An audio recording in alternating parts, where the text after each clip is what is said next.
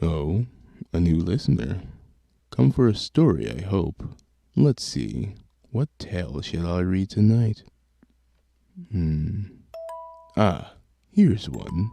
This is a tale of 6 adventurers that, while not always fighting for the purest of intentions, still fought for what they hold dear.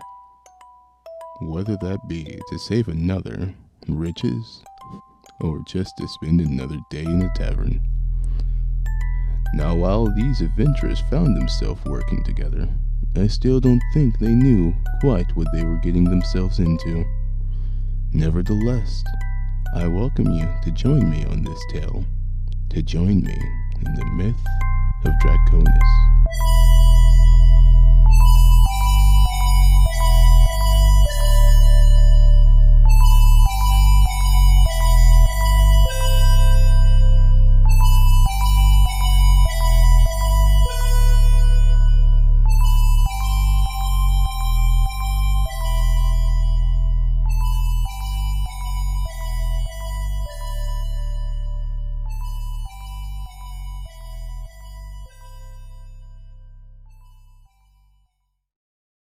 No problem.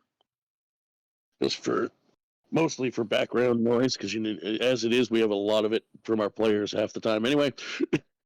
True. Yeah, underpaid. I use push to talk now, you little crap. I'm not in the mood to hear it.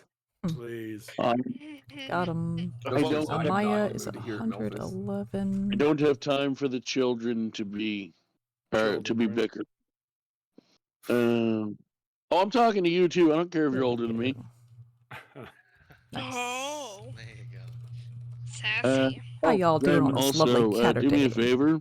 Edit your Discord name and just put a period in front of your name. That way it'll put you near the top with me, so you won't be mixed in with the character list. I thought you were gonna. I thought for a second you were gonna say mixed in with the peasants, the common folk. Let me see. Where do I do that at? Profile. You do it at the top of the server. There should be like a triple dot you can click on to get info about. If you're on computer, if you right click yourself in VC and then press edit server profile, you can change it there. Yeah, that's how you do it. I haven't been on the computer in like a month. I mean, you can also go to the top to do it, but is that better? I just find that. Yeah, that's good. Just a period, and you can still have your name and everything else there after it. Just a period helps separate you and me, so that we're at the top, and the list of characters is all together. Got it. That's why I have one for DMing too, because I don't need to be in the middle. All right.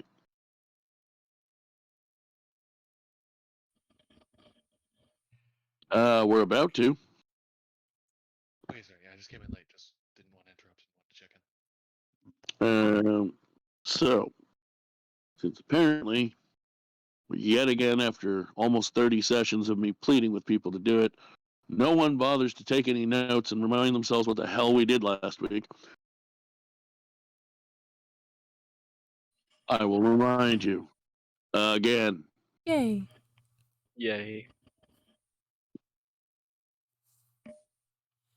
I expect more. We appreciate you. Oh, who could forget last week? Yeah. Last week. week, issues and owning issues.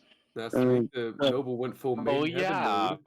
I remember now. I remember last week, yeah. Wow, you guys really forgot. That kind of speed, it can only be made in heaven. I don't have a good memory. Well, having a summary at the beginning of the video is nice. Yeah, true, yeah. For the viewers. This is a all this talking over the DM when he's trying to narrate is a very good way to end up dead. Just so you know. Better. Thank you. So last week, we had These Are the Days of Melfice's Lives, as his adopted father, birth mother, and birth father all encountered each other.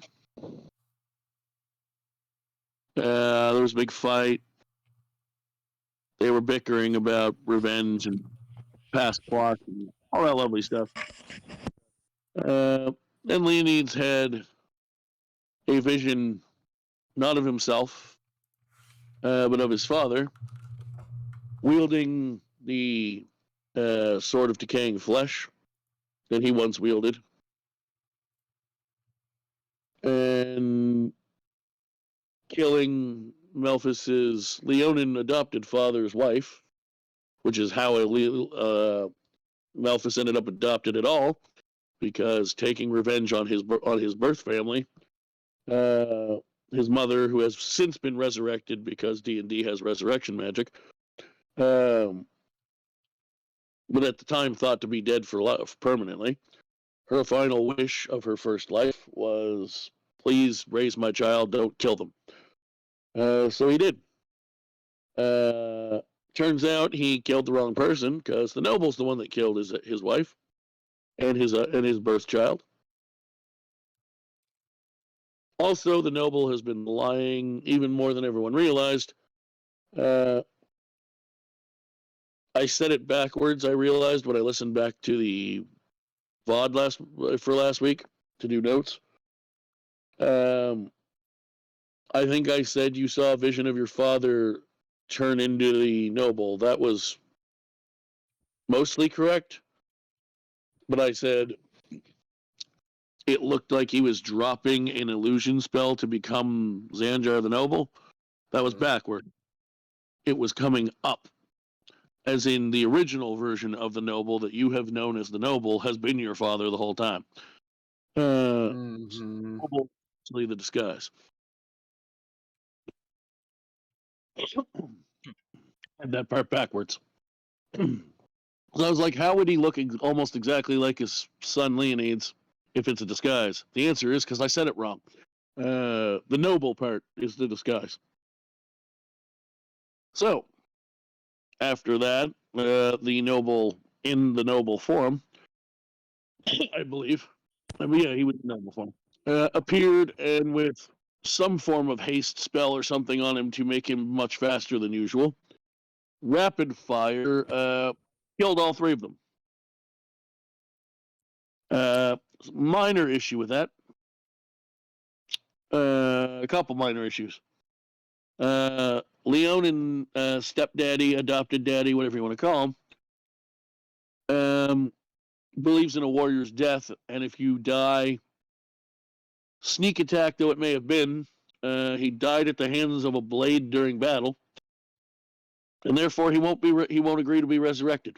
And when you get resurrected in D&D, the reason that not everyone gets brought back from the dead is, number one, it's hard to do, and number two, some people don't want to be brought back and refuse. So he accepted his death and passed the messages along in his final moments. Elf Dad was spared. Ish. We'll get to that. Elf Mom, on the other hand,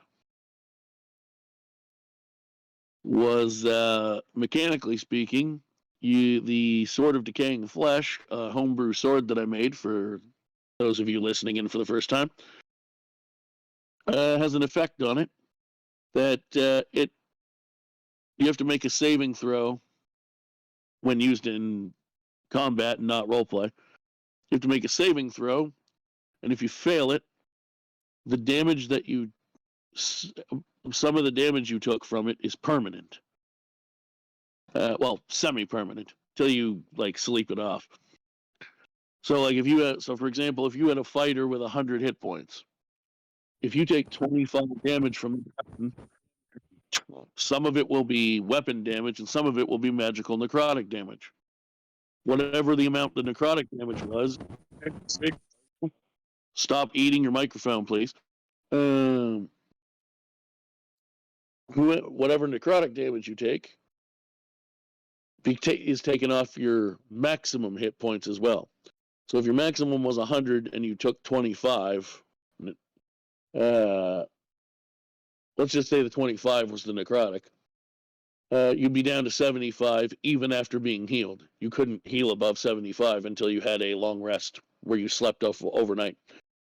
Wow. So it's dangerous. It also has a second caveat. I'll mute my microphone until I need you then. But thank you for the apology. I appreciate it. That being said, the second caveat on the sword is that if you are dropped to 0 hit points by the sword, instead of just going into unconsciousness and doing what they call death saving throws, where you try to roll to see if you survive, if you bleed all the way to death, or if you can sort of hang on and the bleeding stops, which is normally when you die. When this sword drops you to 0 hit points, you skip that and you're instantly full dead. There is one more caveat that has to do with the necrotic damage. If your maximum is reduced by the sword to 0, you die in a very specific way. There is a spell in D&D 5e, may have been in other ones, but it's definitely in 5e, called Disintegrate. If it kills you, you turn to dust and there's no body to revive. That's what happened to Elf Mom. Melfice just started getting to know his Elf Mom, so that was fairly traumatic. Also, several of she's aided the party quite a lot and befriended a couple. One in particular, who did not take it well.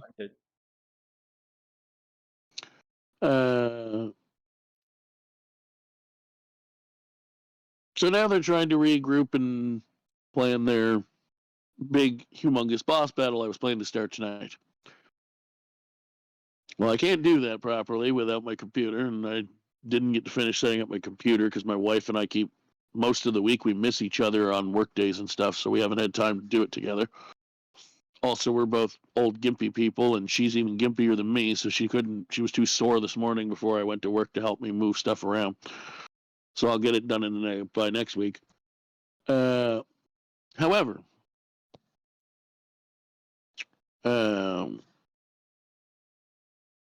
what we do have is a lovely situation where I think I just left it. You guys were all trying to go to sleep last night, more or less. That's where we're going to pick up from anyway. And as you awaken, obviously the house is a lot more somber than the last time you slept in it. Because the most lively, energetic person that usually sleeps there with you is gone. Very gone.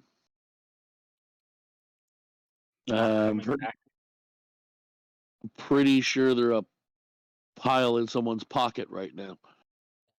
I was about to say, did we get a vase or an urn or something? Zen got her in a I'm pretty jar. sure it was Zen. Yeah. All right. So, as you all come to, you hear movement in in what would essentially be your living room. Oh God. Now, you do have a lot of people that, friend and foe, that are aware of your location or have magic that would figure out that's where you are if they don't already know. So it's not necessarily immediately threatening, but it is jarring when you're first waking up. Yeah. Amaya. Hi. How do you respond to sounds in your house? I would go check who it is, but probably not try to be seen by them. All right.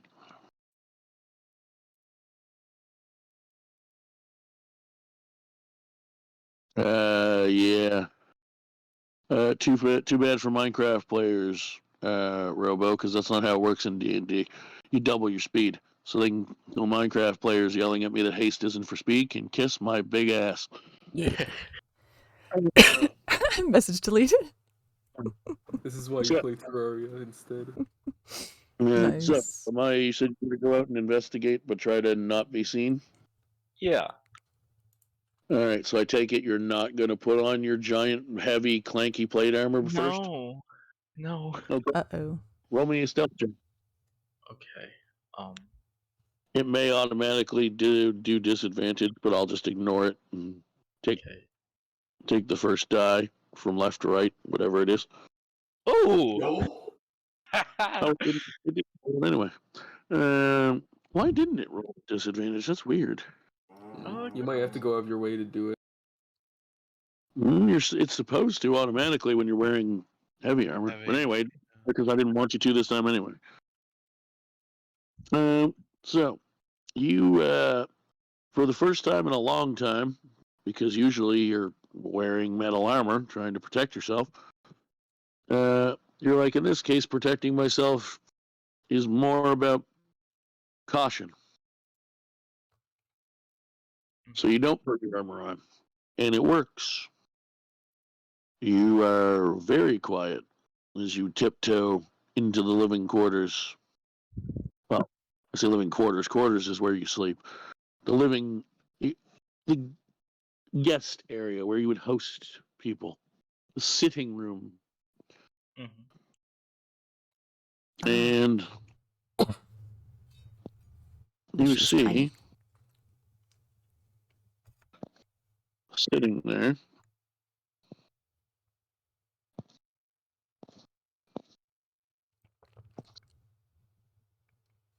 so I find the right picture.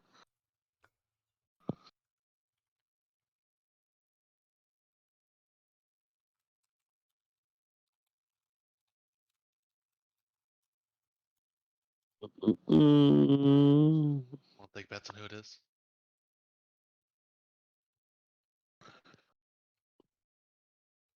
Sitting there, you see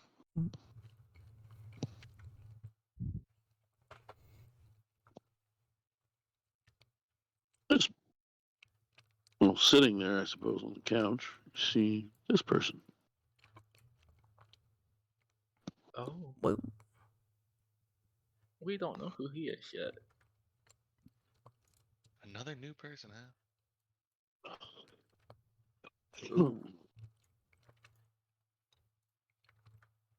Just sitting. I guess, staring off into space. It's hard to tell with the, pupilless eyes made of light. Yeah, that's not just artistic, liberties or me choosing a random picture. His eyes are green lights, shaped like eyeballs. Okay then.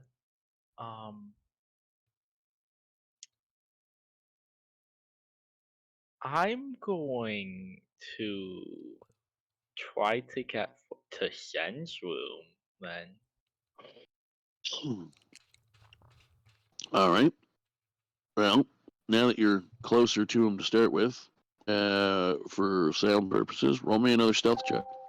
Oh, fun. I'm probably. Oh, that's good. All right. Well, that's You're rolling good stuff. not that natural 20. Not that natural 20s on skill checks always work, but I gave you that one. But this time it's not a natural 20, so I actually do have to roll against that.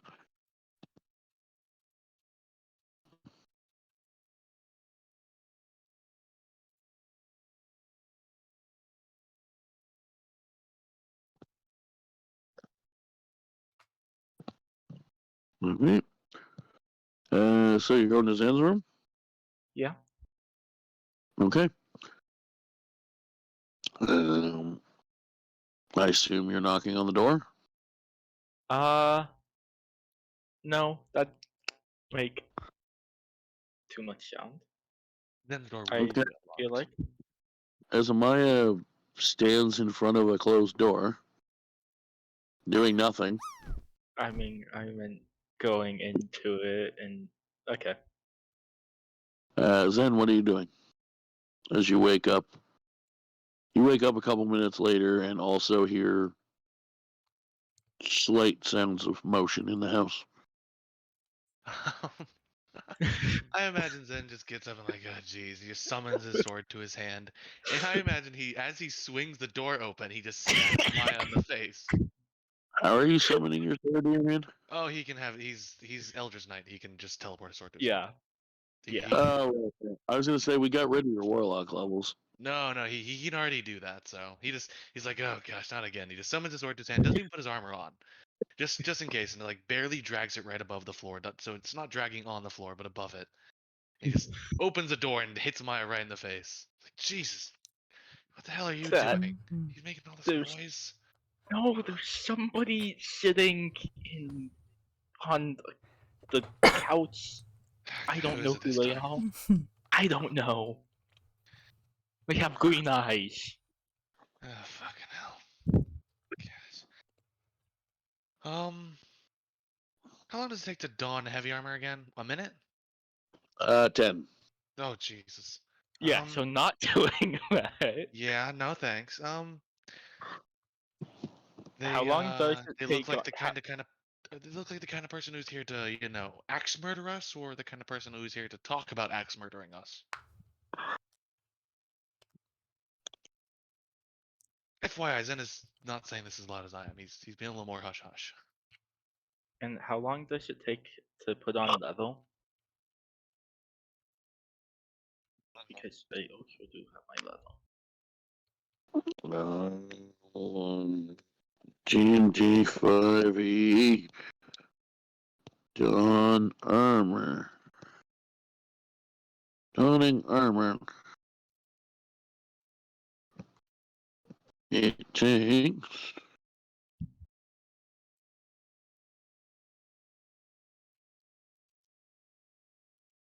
I don't care about the types of armor. How long does it take? Getting in and out of armor. Light armor takes a minute. Okay.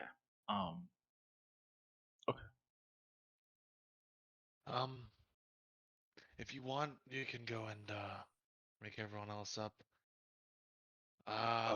If it goes badly, they'll probably wake up anyways. But yeah, if you want to come with me and not wake everyone else up, I figure I at least owe them a chat. Or we do. Yeah, I'll come with. So then I'll just bring his sword with him and just walk into the room. Not stealthy at all, just very obvious.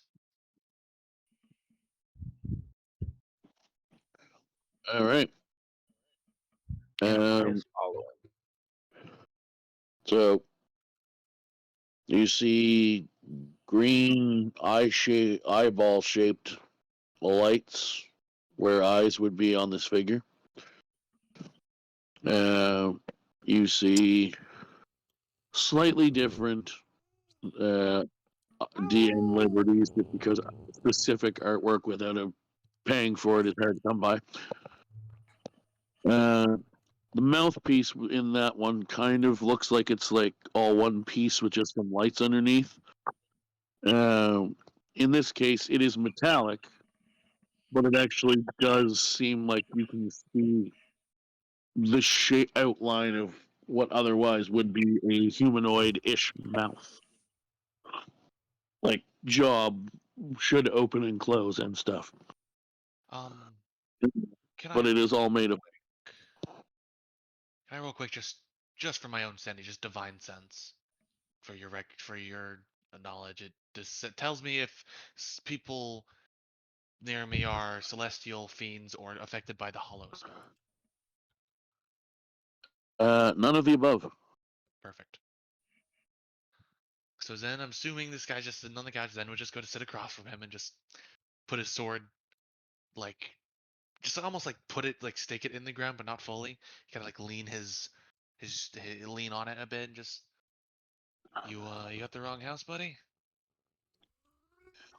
At this point, he well, you guess he-ish, because as you look him over fully, it is very obviously either this thing is a robot, or someone is wearing very robotic-looking heavy armor.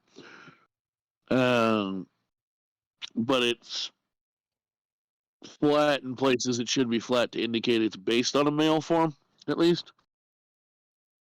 And he leans back and reaches into his cloak, not a part like you can see, like it's a pocket. It's not actually like it's hidden away or anything. And kicks his feet up and so crosses his legs on the coffee table and just lights a stogie, which seems really weird if it is a robot, because you would think robots wouldn't be able to smoke. And he just looks, and he just looks at you and goes. At first he kind of looks around and he looks back at you and goes, "No, seems to be the right house." Got a name, fella?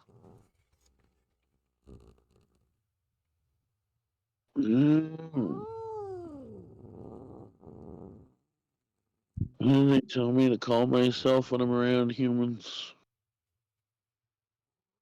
Right. I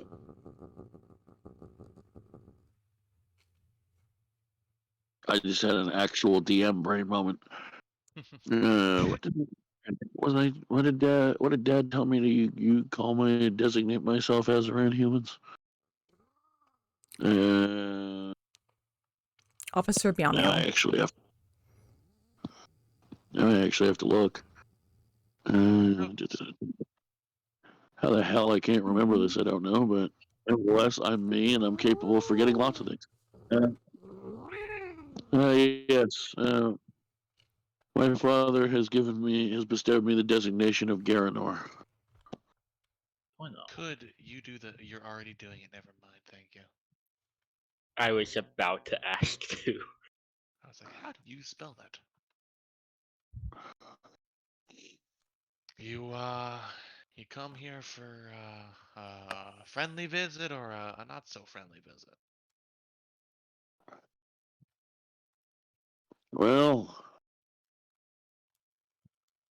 both, I guess, depending how you look at it. I mean, I'm not intending to cause any of you any harm, but I'm here because of the harm you're about to face.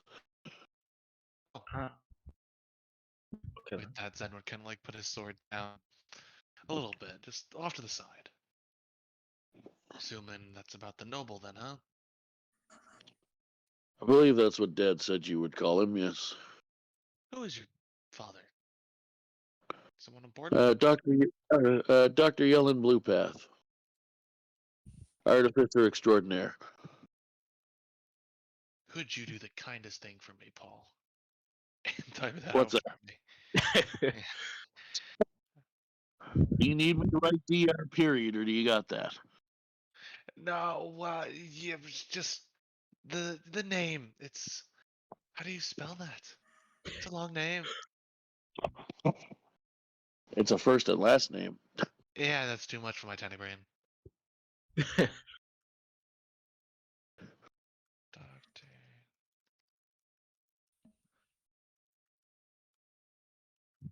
Thank you. It's only like 3 letters longer than my actual name. It's not as my normal name's longer than that, but still confusing for my tiny brain.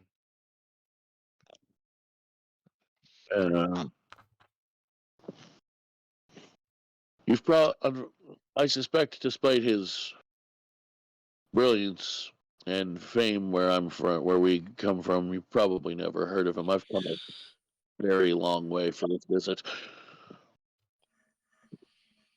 Didn't like more people keep on showing up. Well, if you're worried about the amount of people coming and going, don't worry. But once we're done our visit, I will be going and probably never coming back. Well, that's a shame. I like the more people, means more the help. True. Yeah, no, we're already on a very interesting line right now. If I were to help anyone, then it might alter space and time. Oh, good. Glad you all have your hands full, at least. Yeah, I'm not from your. I was gonna say your planet, but I'm not from your universe. Equal plane?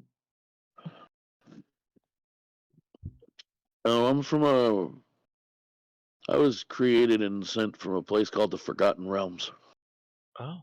Oh. Huh. Okay then. Don't know At least that's what the locals call the area I was brought up in. Doesn't I don't ring a know if bell. that never really did find out if that was an official title for the region given by a government or not, but certainly what everyone told me it was called. So, why are you here? Well, Dad's a bit of a silent, a little more, usually more silent than this, but desperate times, desperate measures. Dad's a little bit of a silent planner traveler,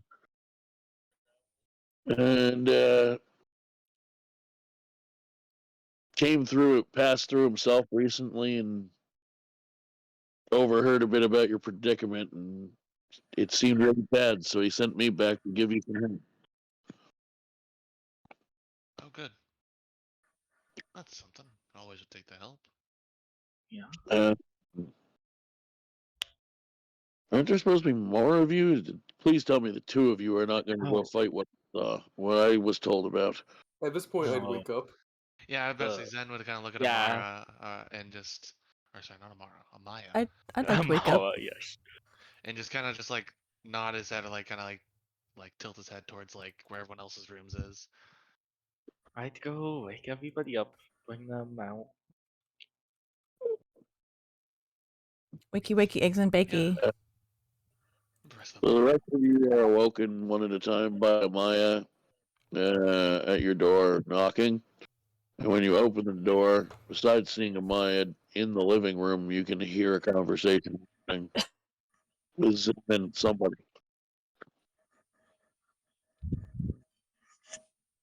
I really hope that the rest of you will open your doors. At least one of you also just smacks Amaya on the head. Please don't. That'd What? be great. Difficult. It would be difficult for any of you to have done that, including Zen earlier, although I didn't say anything about it, seeing as how your door would open into your room. No, Zen was so shocked by this noise, he completely just reverted the hinges the other way around. Zen broke his door. Yeah, the door actually is off its hinges I right told now. you guys we should have kept that really safe door we found back in that dungeon. Shit, you already altered space and time. The campaign's over. Yep, Oops. it's legit. There you go. The door No broke boss. the campaign. There is no boss fight to lose. Just everyone's dead. Yeah. Zen opened the door Zen the wrong opened the way. door the wrong way. Reality collapsed on itself. Shit. Yeah. Oops. So, Leonin, you're the next one. Since you're in alphabetical order, the next one. Yippee. Amaya would have probably woken them Here up we first, go. anyways. So yeah, I guess I see the guy on the couch and I'd say, "Oh, who's this?" Somebody who came to give us hope. I'm Oh, pretty good. sure. We need more of that. Well, I should say information. That will help us. That also If helps. you're still talking at the door where you're trying to wake people up, you just hear a voice.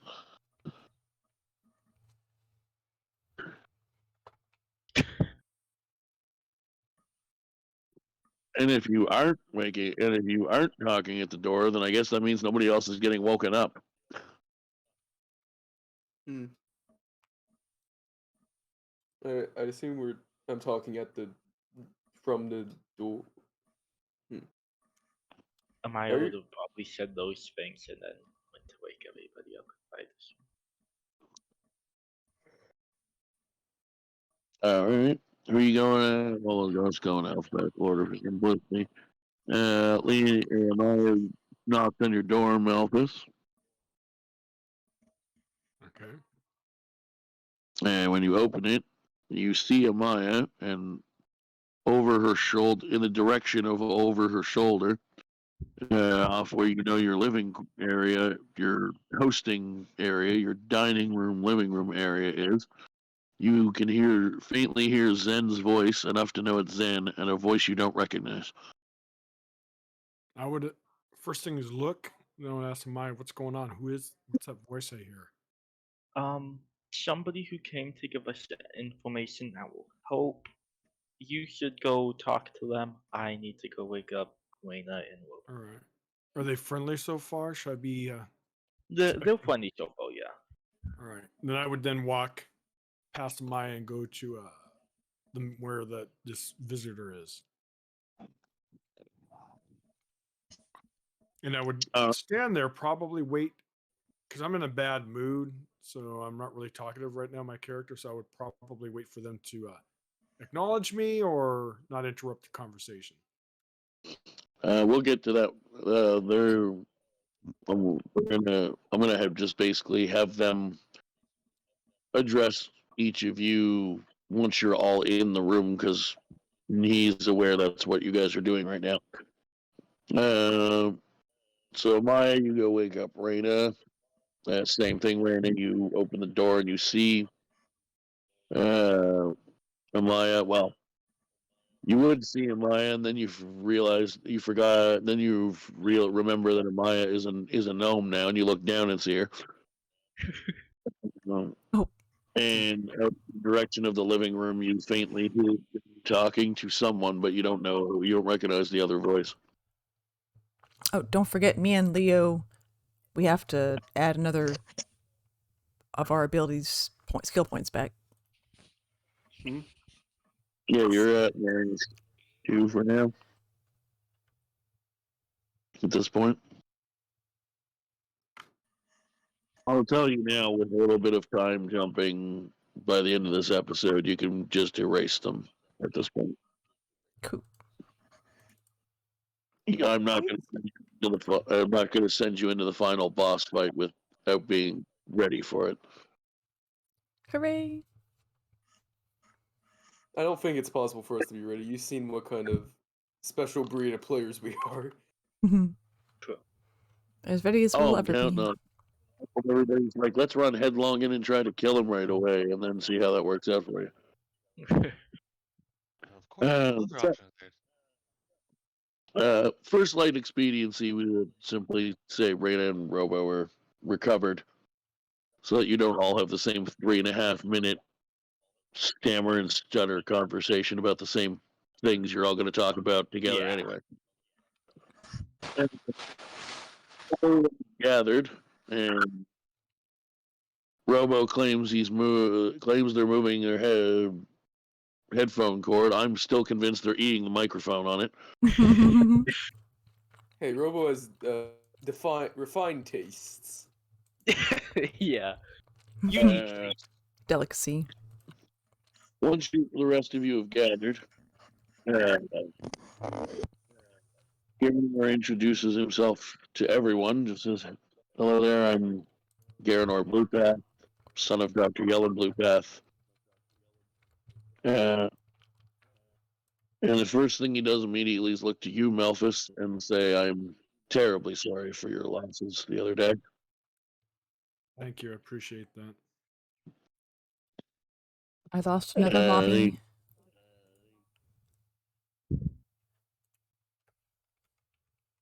He looks at you, Reina, as you say that, and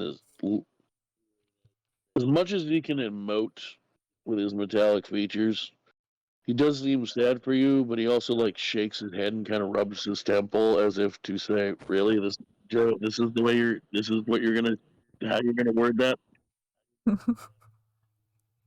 She was important to me. But he doesn't say anything to you, and he does definitely give you a sorrowful look as well. He is very aware of the actual magnitude of it to you.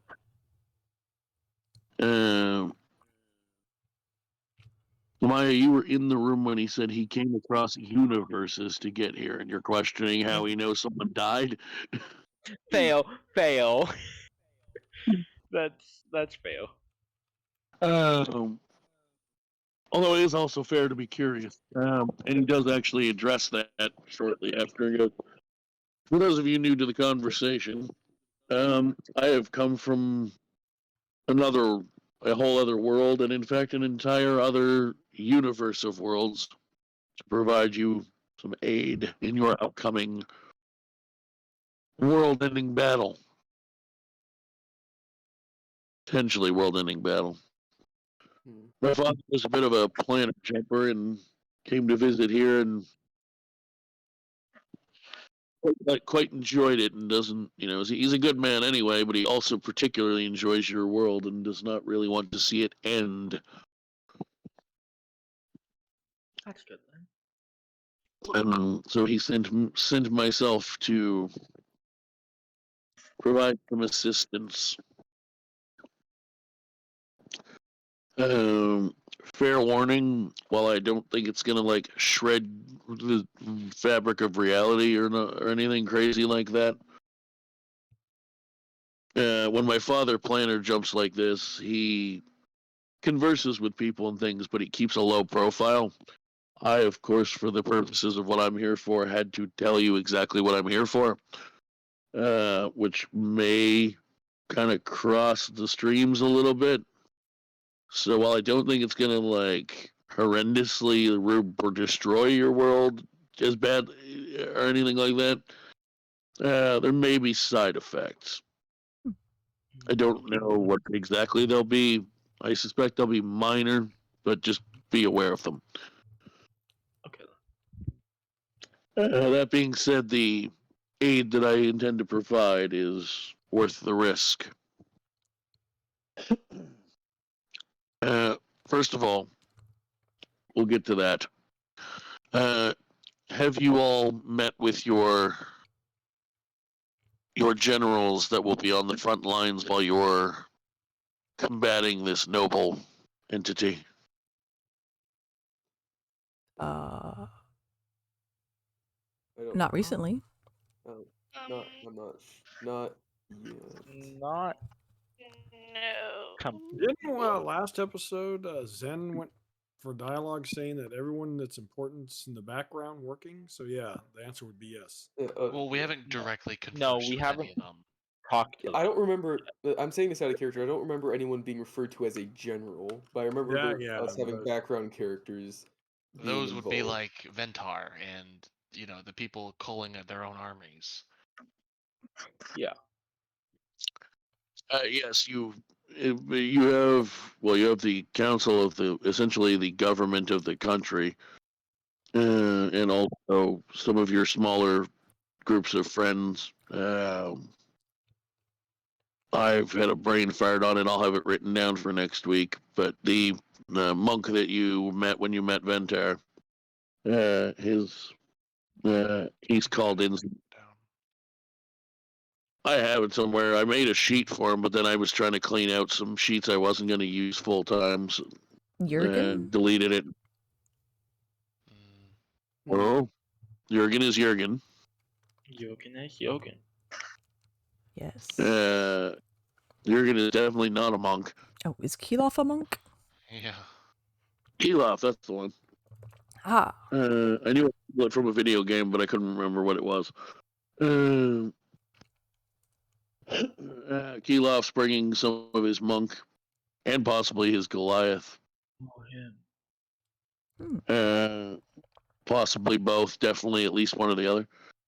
Jurgens is basically the primary general for the actual soldiers of the cities. But yes, generally more or less what they're planning. You haven't actually met to see the exact strategies that they will be employing, but you basically know the idea is get you to the top of the mountain to fight the noble, and they're going to fight everything else, either land or sky, to keep it away from you. Yeah. Is the short version. I strongly suggest you do have an actual proper meeting with them. While it sounds like you do have a layout in mind, it's good to know exactly where to expect things to take place. in case anything goes awry. That way, if there's any unexpected issues, you know who to be looking, who should be where when you go looking for them. I do have a question for you, though. Don't take this incorrectly, but you kind of walked in here. I hope we can trust you, and we do appreciate any legitimate help. But the events lately, you could kind of understand why we'd be a little hesitant to. I mean, if he would go to attack us, he would have attacked us. Right? That's true. Like, That's when true. when I came out, he was just sitting on this couch, staring off into space. But look at the noble, how he hired us, and look at how that turned out. Look how it turned out for me, especially. Oh, I've learned stuff I'd rather not know. Well, this if I had interest in bringing harm to any of you, I'd already have turned into a bear. Oh, Oh. ooh, cool. are you a druid? Yes, I am. I've never met him. Another bear druid friend. Well, not that. I've heard from fellow druids about the ones that are not of organic nature that can be one with nature. Amazing. Are you planning on staying in our world for a while? I would love to take some time and share notes about druids. I may return for a visit when things are less stressful, but in order to ensure that I don't get caught in the crossfire, less because I'm worried about the danger and more because if I get caught in the crossfire, God knows what happens to your world. I probably shouldn't be here when lots of powerful magic is going off. God know what it might do to your, quite frankly, the fabric of reality. Total protonic magic reversal. Powerful enough magic will often allow people to do things they probably really shouldn't be able to do. Like be here when I'm technically don't exist in your universe. That said, I will hopefully get to visit again under safer to stay circumstances and show you some things. That said, I do want to show you this because I've been told by other druids and other just humanoid creatures of the organic nature that I believe they described it as really cool looking. And at that moment, he's sort of a metallic color. His like just sort of like a steel color. You see his actual metallic skin, whatever you want to call it, tone, turn a fairly deep brown, and his body changes into this. Oh, that's so cool. That's By the way, right. Paul, is this character you talked about when we first started the campaign? I asked about robots. You said, "Oh yeah, I have a druid robot." Is this the character you're talking about? This is exactly him. He's a transformer. Nice, nice. Obviously, that's why, and I actually am legitimately having them come from the world that I built them for. Also, I have, just for shiggles, at the level I'm at with that character as a player, I can only do up to like CR2 or something right now. So these are the other two common forms he takes: a dire wolf and an elk, giant elk. Imagine a fire elemental version of this guy. Yeah, I'm hoping if I search Warforged Fire Elemental, I'll find a picture eventually. Yeah.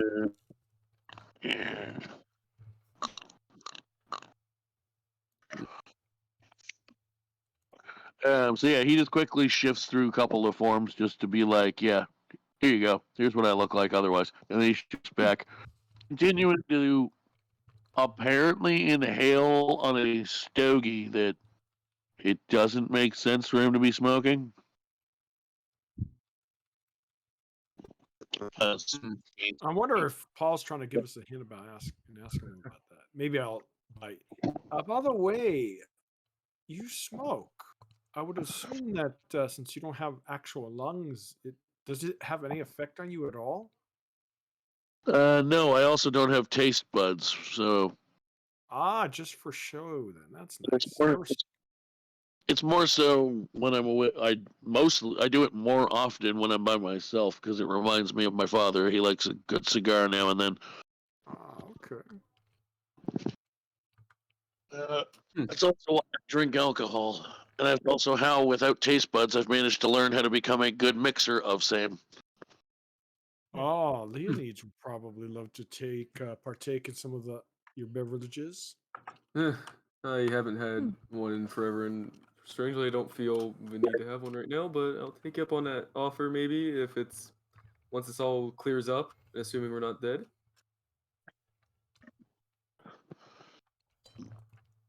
Yeah, maybe one day. I don't know if you can handle the drink more, but we'll try it and see what happens. I've drinking stuff I probably shouldn't have. I think whatever you give me, things should go fine. You've drank things you shouldn't have, but were you standing afterwards? Ooh, that's a question for another day. That's more so what I was getting at. To be fair, the one competition, the guy cheated. That's not important now. Do me a favor, Leonin. Yeah. Because I like to occasionally just make shit up as I go.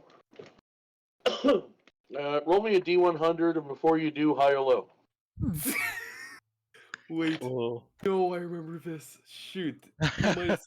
You're doomed. I ever am going D100 high or low. I choose high. Do you want me to roll it? Or... Yep.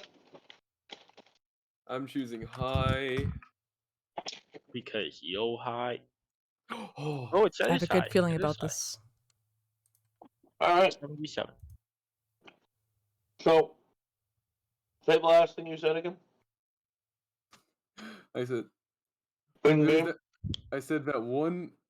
What Leonid said was that there's that one drinking game, but that guy cheated anyways. So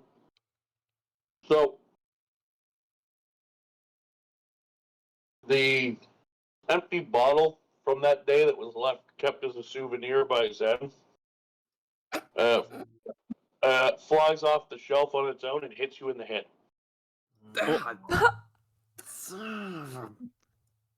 Zen, did you just throw something at me?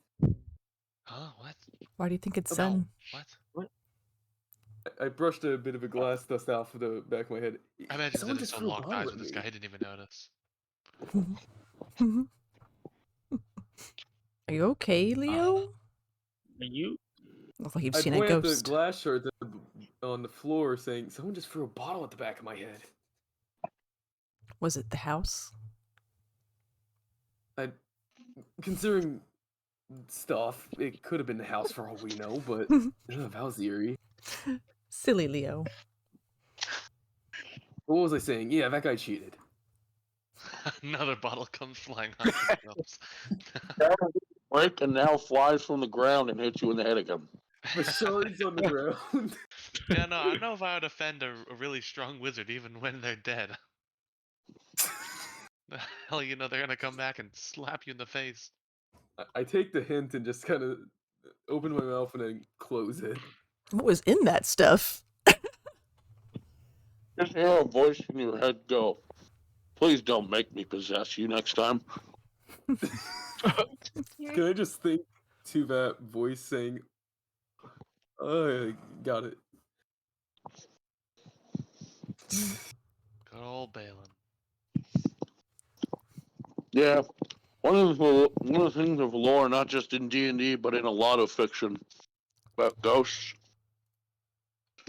is that they are ghosts either because they're trapped somewhere or because they have unfinished business, and you guys haven't killed the boss yet. Poor Balin. No. He's been through a lot. He has. And he's Yeah. still going through shit when he's still getting talked back to while he's dead. I'm not. It's not talking back to him. It's called salty reminiscing. You were offending him. Uh. Name calling. Now, actually, taking a note from Paul's journal, I am gonna take the initiative and add to my notes. Don't screw with wizards, even dead. Even dead one. Probably would have helped if we hadn't killed him twice. On accident. Is it an So- accident if it's avoidable? Yeah. It's an It's still if you're too dumb to read the note. True. That's not our Yeah. style. Reading. And then he lived. Yeah, he was fine. He lived for a bit. Yeah, For a and then bit. he died a little later. For a bit. Yeah, that wasn't our That was fault. a little unfixed. Yeah. His final death So- wasn't our fault. back in character.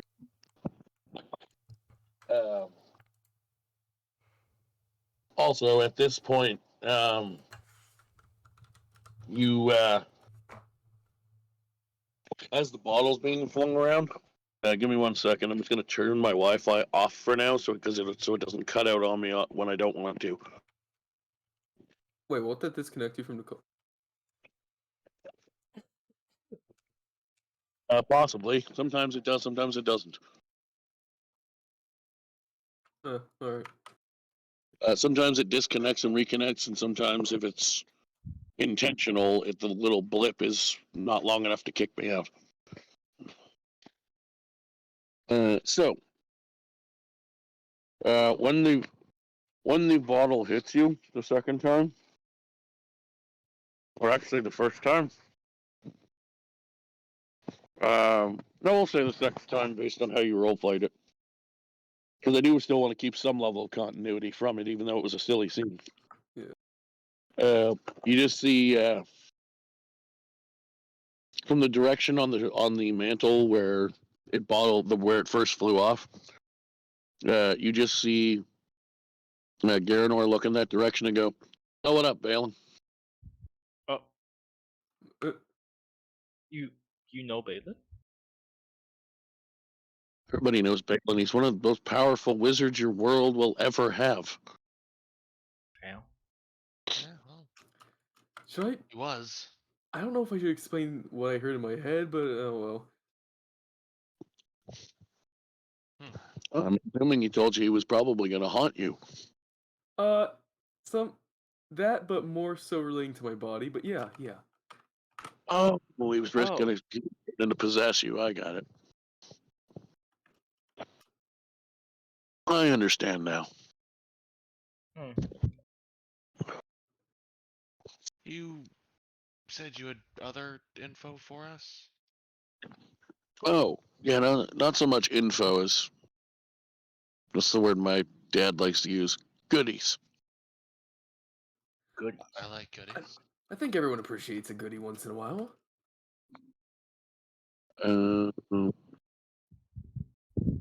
Well, my father said his two favorite things in the world are goodies and handies. I don't know what he means by that. Yeah. Probably for the best. Probably for the best. Had to get one more, probably not appropriate for the age of the people in here joking before we're done. Of course, yeah. We're in reminiscent callback episode, so. But no, he goes, yeah. I have brought things for you.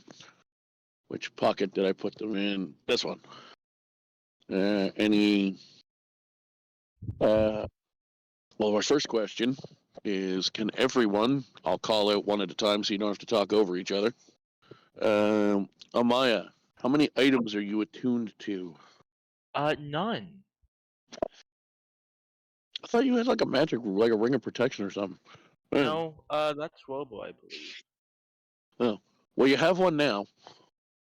A wing of protection? That'll help. Leonines, how many items are you attuned to, if any? That would be a nice, respectable 0. Cool. You're now attuned to a ring of protection. Yo.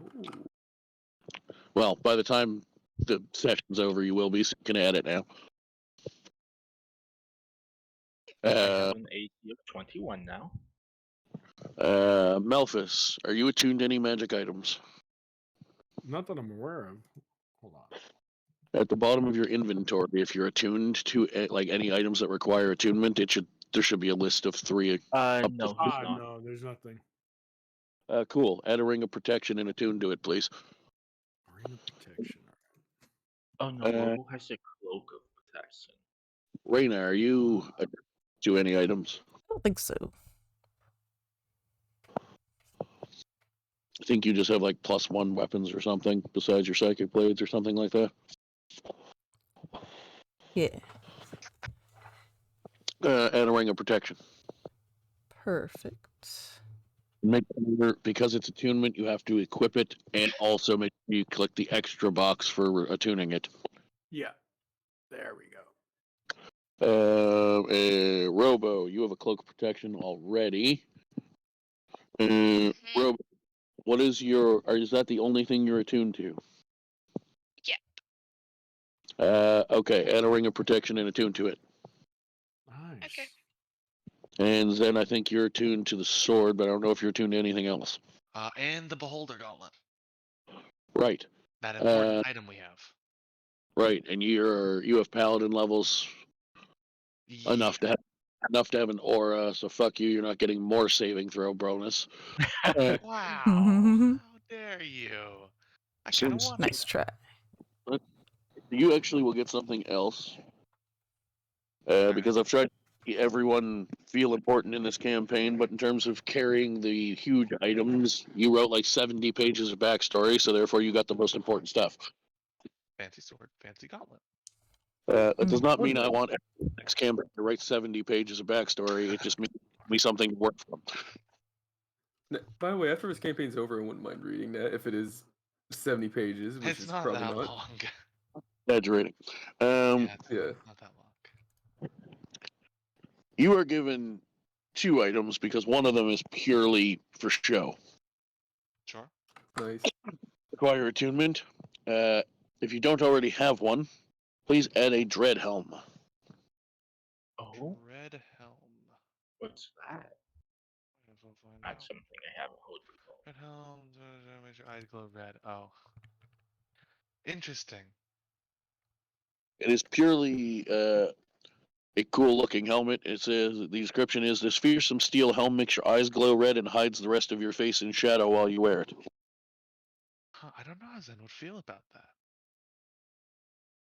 Yeah, Because Dane's considering eyes the- always Yeah. like they always glowed red, so I don't know how he'd feel about that. And it looks like that for everyone curious. Yeah, just like the picture. Yeah, interesting. He'd take it, but yeah, he'd take it. In something more directly useful things, I will tell you what the other thing you get in a moment is.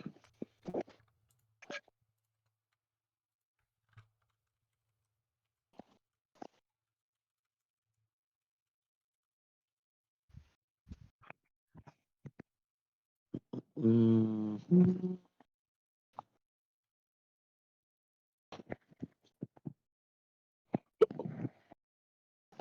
Do you have any potions in your inventory other than healing? Other than Zen? healing, no, I don't. Cool, you're about to. Alrighty. You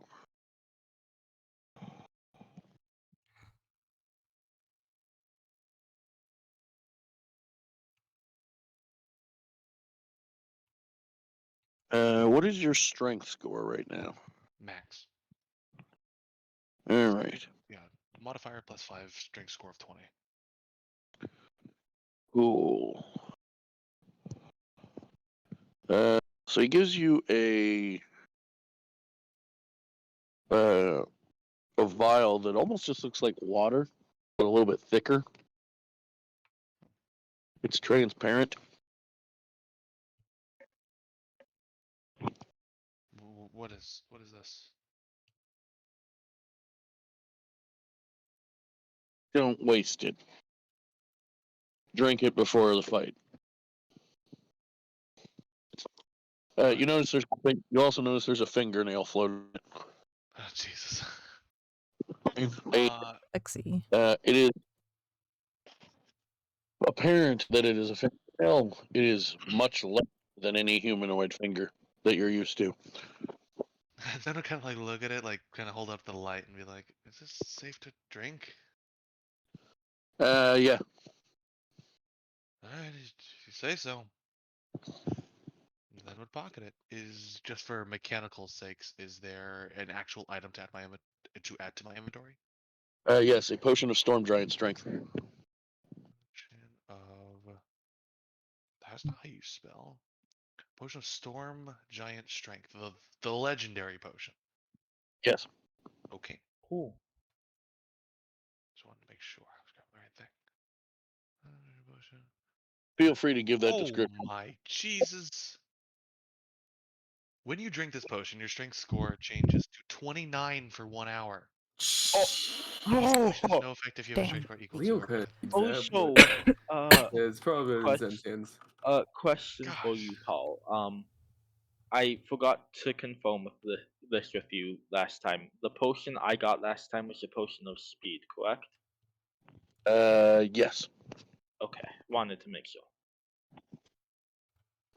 So,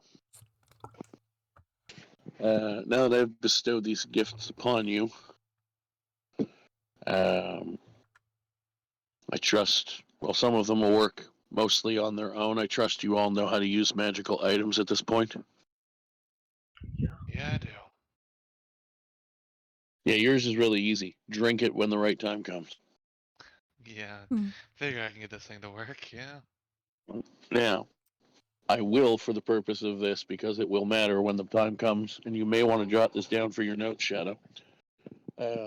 Drinking a non-healing potion is a full action. Gotcha. So it will cost you potentially your first full action of the combat. Healing potion and a normal healing potion is a bonus action, correct? Yeah, healing potion bonus actions on yourself and full action on other people.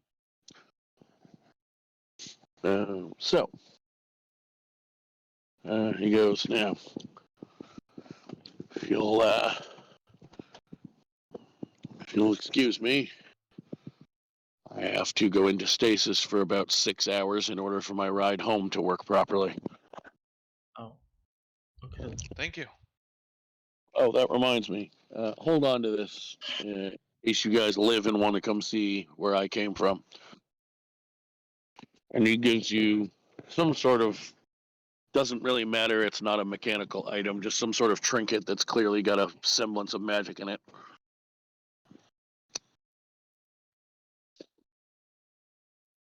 Okay. Because in order for the spell that I'm basing this encounter off of to work, you have to have an item enchanted by magic from the world you're going to. Oh.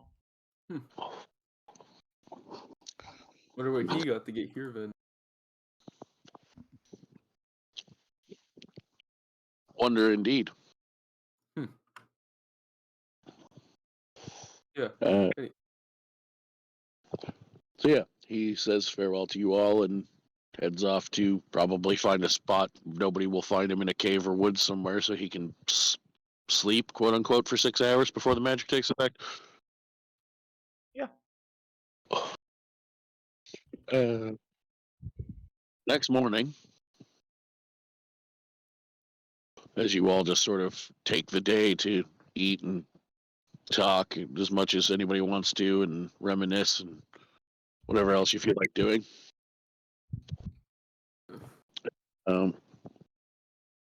There are more people waiting for you when you get up, but this time they're at the door waiting for you. Oh.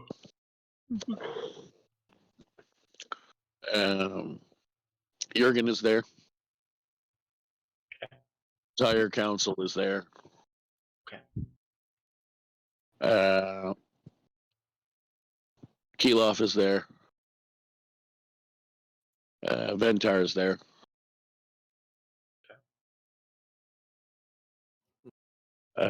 Lincoln is there.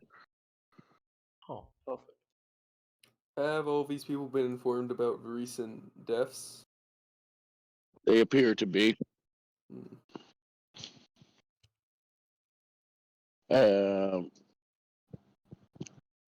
Is anyone else there? Yes, there's one other person there.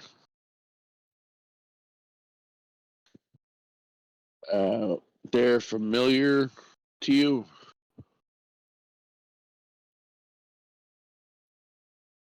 The final person that is with you.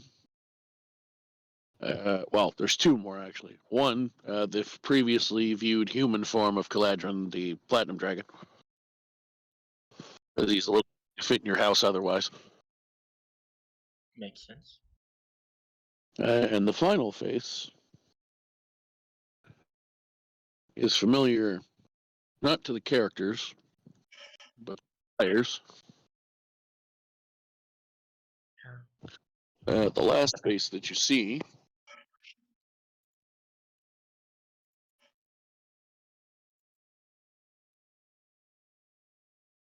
do I have the art for it? I forget. I can easily get it.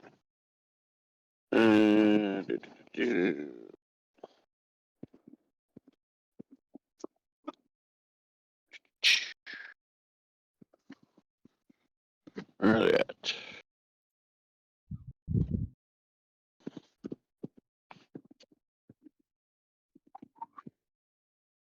Gotta go a ways back. Gotta go further back.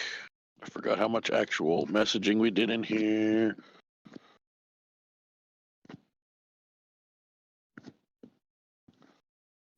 The last face that you see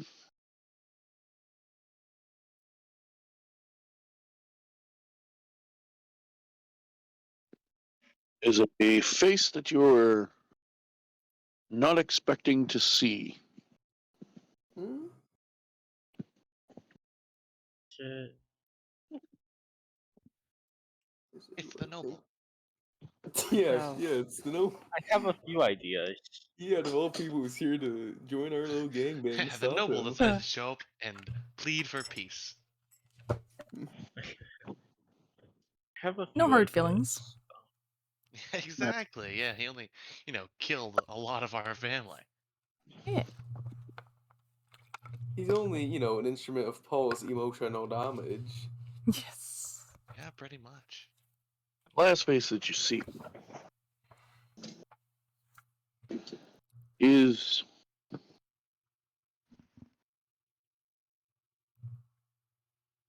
corporeal. For those of you who might know what that means. So they exist. Is it a ghost? No, that would be incorporeal. Well, then I chose the wrong word. Oh no, wait, you're right. Because Reina, correct.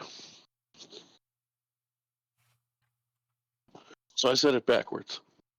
That's on me. That's alright. And you see the source of the bottle throwing earlier. Oh shit! Baby, Balin, baby. Hey, it's Balin. Hello. A friendly face. Is Ghost Balin gonna be helping us? He looks different than you remember. I don't mean ghost. Oh. What I mean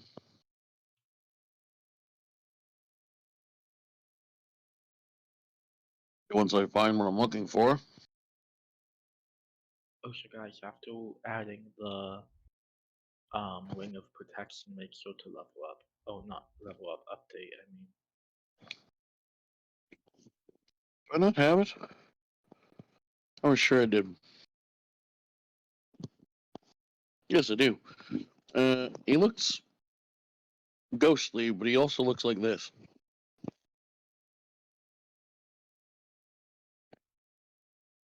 oh, Oh, it's young Balin.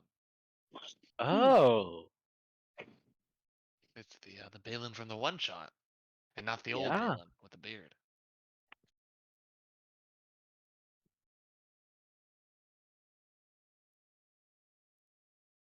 fun.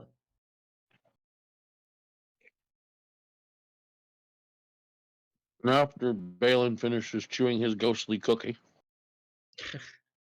the DM will continue.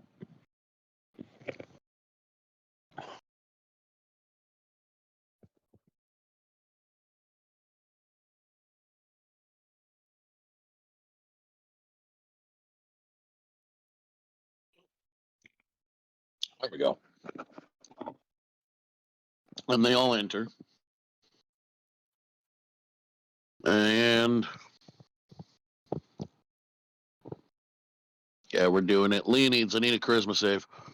Oh no. He has his eye back. Is he? Oh yeah. I think doing it's a thing? Have his eye back. It's Charisma. Balin with no beard and no missing eye. Let me check that. I might be We wrong. even weaponize Yo, him. look at that one. Ooh.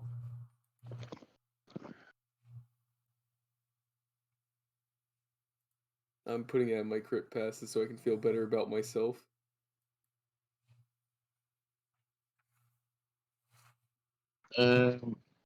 Yes, it is a charisma save. So Balin just passes through your body from one side to the other. I sort of just give a bit of an eyebrow raise towards that, like, and just kind of mumble under my breath, sorry for what I said earlier. As you should be.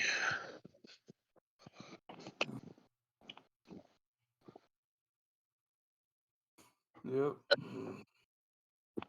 And then Jurgen looks to you all and says, all right, here's the plan.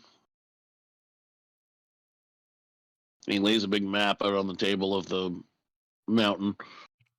He says, myself and the other foot soldiers will be at the base fighting whatever is there. We suspect probably hordes of God knows what. Probably those things with the pincers, blades, whatever the hell you want to call them.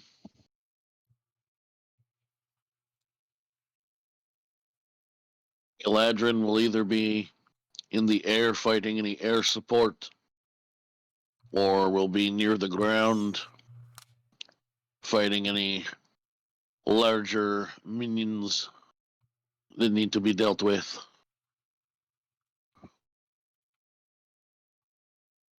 Balin will be watching and hoping we win, I guess, because he can't really do his magic as a ghost. But he's been important to our plan, so here he is. Maybe he'll possess a random enemy and help us. I don't know. We'll figure that out. That's for us to figure out.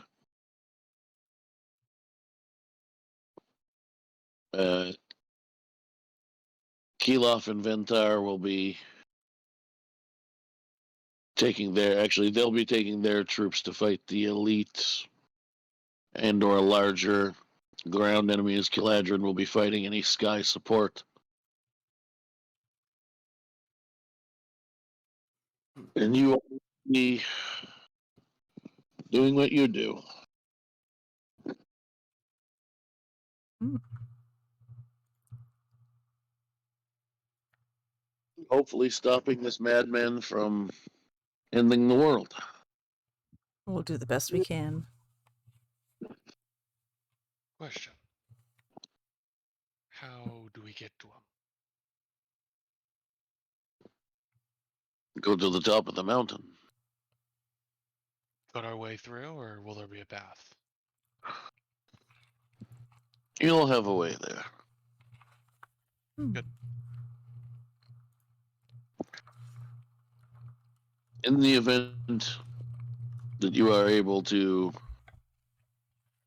defeat him, if you have anything left in you to fight, come help us to get rid of the rest.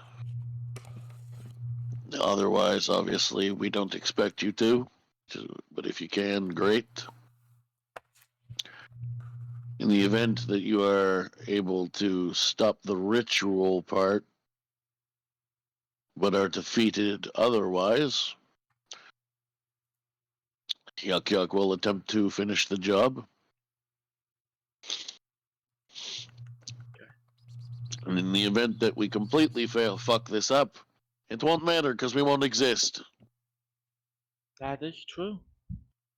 So clearly no pressure on us. Woohoo! I mean, Nah. nobody can blame us after because we're all dead, so... Silver lining. Well, let's hope we don't fuck it up either way. Yeah, Yeah. So we don't even have to think about those ideas. But we'll see. Now, and he goes into a diatribe for the people it matters to about troops will go here and flank this way and all that fucking happy horse shit. And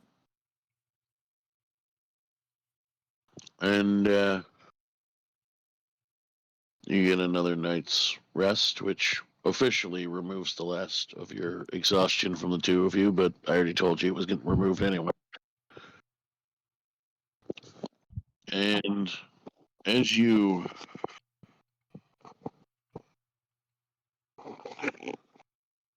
awaken,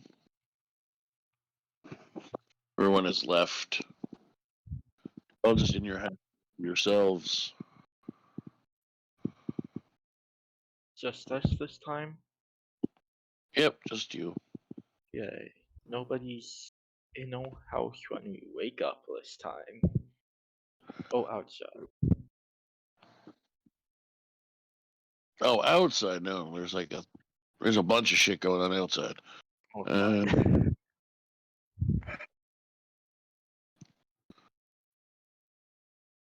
Also, you realize you're all in your beds. There's no building around you anymore. No, I'm kidding. I know, you wake up and just have sort of a normal day. As normal as possible, anyway. Mhm. Is there anything you want to do? I'd like to see if anyone needs help outside. All right, so as you step outside,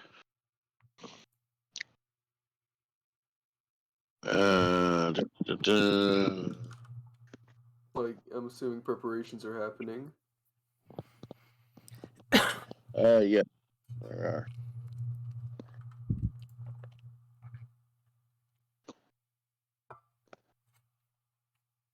You can assist with that. Just give me 1 second. Just answering a message from someone. As you step outside, you instantly die.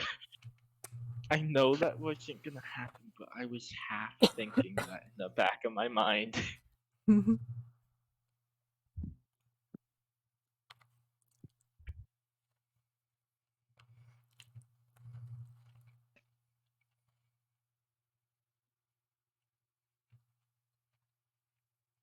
So, as you step outside Leonins, preparations are going on, often different areas of the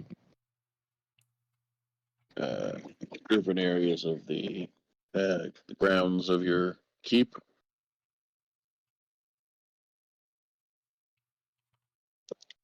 Something stands out more to you than others straight ahead of you.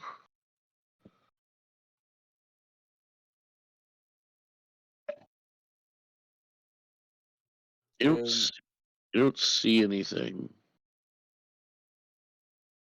but you just have a gut feeling that somewhere in the direction of straight ahead, there's something you should do or see or say or something. Fine. And I suppose I shall assist with something to the best of my something ability. Excellent. First of all, roll me a survival check. Oh, how swell. Smashing. Oh, Oh, Oh, I cringed at that one. I almost threw up. it's a thought that counts. All right. That's a horrible check. Going back to the rest of the group, Alright. what is everyone else doing? Zen actually had the plan to give the Dreadhelm to Leo. So, because he was gonna do that, because he doesn't want this thing. He reminds him too much of Damien. So he'd actually be looking for Leo already. All right, we'll come back to you. Maya, you try to chime in. What are you up to?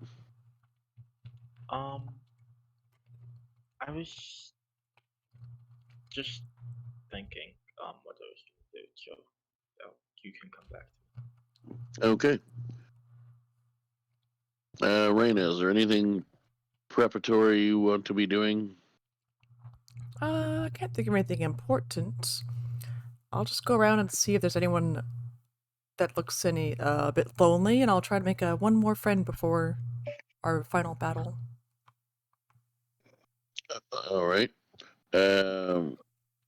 Should I assume you're trying to make another Jurgen Lucinda friend? Yes. About 15 soldiers volunteer. Oh, nice. Okay. Oh, I'll take them with me. oh no. Reina, you're gonna get to this. I gotta keep up the morale, you know? Reina's spending the day riding the train. Nice. Melfice, other than, dealing with, are you doing anything specific today? I probably would be alone out in the forest or out somewhere so I could reflect and be one with nature and just think. Isn't Egos mostly desert? Is it? Well, it's still from what- natural. I It is think desert, the yeah. part I think where it is. Leo it is. Let me see if I can find Paul's Well, thing. kind of That's their own druids, channel. I have a map of it. The Oasis. Well, Egos is the country. There's a small patch of desert around the city, and you're outside of the city. Oh yeah. Okay. So we have access to forest then. Yes. A Alright. forest doesn't necessarily have to be pine trees either. A desert can have Yeah. trees. Yeah, it could. Oh yeah. Pretty That's sure I what I put would be doing. Yeah. Sure, I put According to them- the map, there's palm trees. Also, it's a D&D world. Who's to say what the hell grows where? Yeah. Anyway. Yeah, see, there's forest patches around you. Joshua Yeah. trees. I wouldn't put every fucking tree in, but they're there. Yep, and that's where I would be, Alright. just kind of like meditating and trying to, reflect. Makes sense. So you're fine. You're a druid, and I'm pretty sure you're also proficient in survival, so you're all right. You also knew more or less exactly what patch of trees you were going into. Leonin sort of just started walking. Mostly towards back to you guys because apparently I screwed up so bad I just got removed. So Zen, you look all around the house. You look all around outside amongst the people coming and going. You don't see Leonines anywhere. Oh, That's not good. Considering how I think that'd be a little abnormal, could I attempt to track him? Sure, roll me a survival check.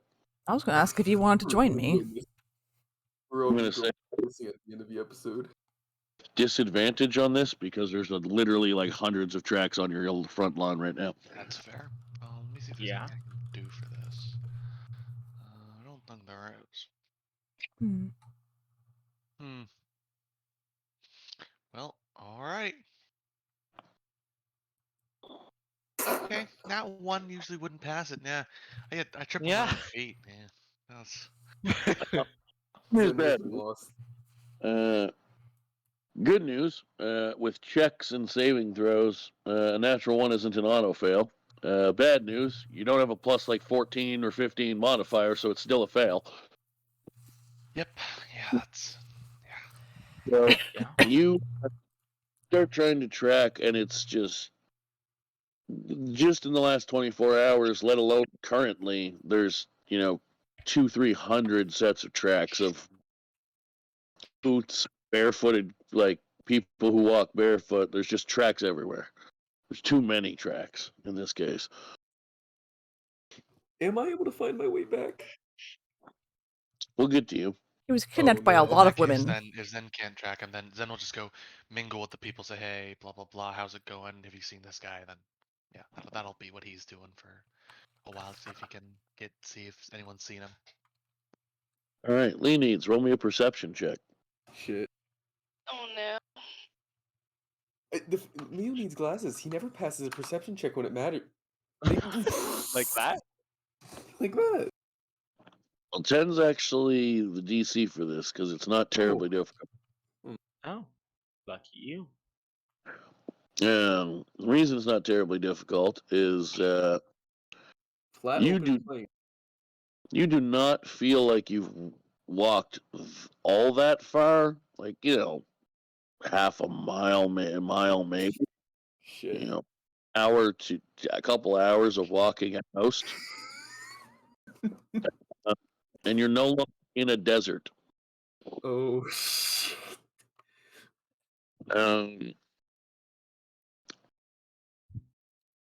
You are in a lush, traditional forest. Oh. I kind of just look around and realize, how the fuck? And I decided to, do I at least have enough set of footprints to at least backtrack? No. It looks like you haven't walked anywhere. Oh. You So, don't see footprints. do I see an opening into the forest back into like the slightly deserty area? When you look behind you, you just see more lush green forest. It's at that point that you hear, I'll do my best, my voice is a little croaky and smokery and stuff, but I'll try to replicate the sound I have in my head. You hear,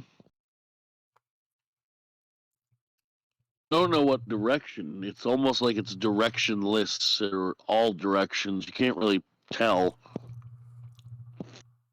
You just hear.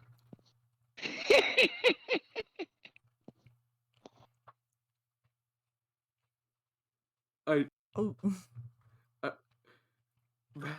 As a player, that laugh scares No, me because it okay. sounds too much like a character I know from a game. I was gonna say, from your campaign, Leo, that laugh reminded me of somebody. Yeah, And it you reminds know me of- who I mean. Yeah, I know, because their laugh comes from an actual character that I like. So as a player, I'm immediately assuming Goro Majima is now stalking me, but no. Give me another perception check with advantage. Bum, I'm about to get Oh. fucked by a witch. bum. Oh my god. With advantage.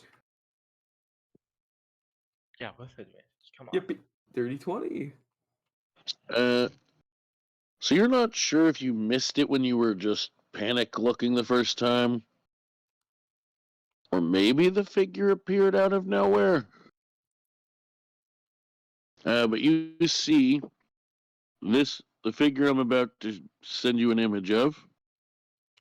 In creative liberties, because again, I'm not the one drawing these myself. In the image, this guy sort of looks a little bit like he might be Warforged in the face as well. He's not. It's a mask he's wearing. He looks like this. Oh. Oh god, it's the one boss from DMC3. That looks like a character from Overwatch 2, in my opinion. I Robo. don't get what it does or doesn't look from a game. I don't know where the inspiration came from. I just like the artwork. I know, I'm just screwing with you, but I'd kind of just turned to him and Yeah, I'm just too much. what? You heard me. Anyway, a shrinker says what? I'm not a dumbass. Wasn't said what? I win anyway. So ha ha ha. Wait, oh, you said doesn't. Fuck. You just said what again?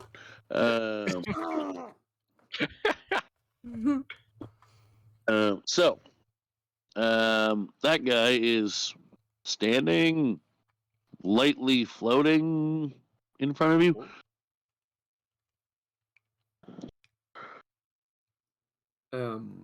Hi. Well, hello. Oh my god. Welcome, welcome, welcome. I was not expecting company today. I wasn't expecting to be here. Mind introducing yourself? Introductions are a funny thing. Names can get you bought, sold, and killed. Let's go True. with Jim. You can call me Oh. Jim. Well, hello, Jimmy. Going by your logic, my name's Jared. Nice to meet you, Jared. So, you said I'm Woods. Sorry, I actually was about to talk over you. What were you saying? What brings you to my neck of the woods? First off, I was going to help someone around where I was living, and after that, I started walking back, but all of a sudden, I'm just here. I don't know if I lost focus or if something, some sort of foul play's afoot, but here I am. Oh, an accidental visitor. Haven't had one of those for a few weeks. Weeks? I think it's weeks. Time's kind of funny here. Time's kind of funny for me in general. You mind explaining how it is for you? Well, it's weird for me because of being Jimmy. It's weird for it. It's weird to a lesser extent. Anytime you come to where you are now.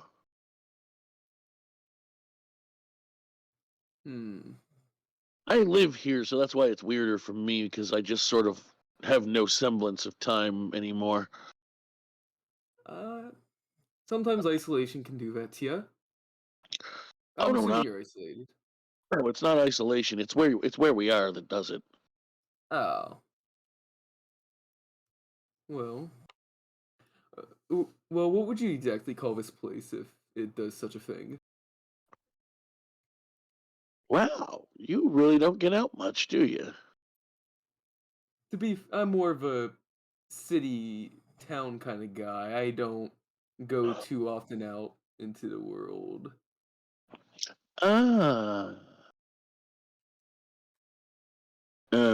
We have ourselves a planner travel virgin.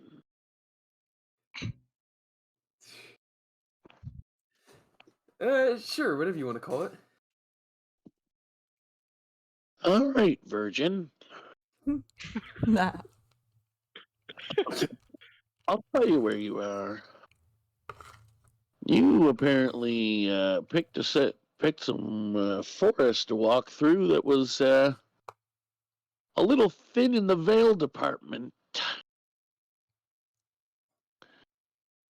You're in the Feywild, buddy. I'm in the what now? You. Paul, I feel like Leo would know what that is, right? Roll me a history check. Because I know what that is. Feeling from the name, I just didn't think. Damn, Daniel. actually at the Feywild? Oh my god. Might have been a fairy tale book or something you read once. I think I heard about this one in a fairy tale book, if I'm correct. Oh, is that what you call the Feywild where you're from? Kinda. Well, it's very, very real. And Well, time tends to work funny here. So the time I've I been here, how I- long has it been outside, I should ask?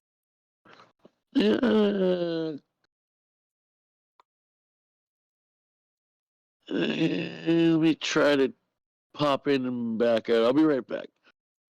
He disappears and comes back and goes, about 4 hours.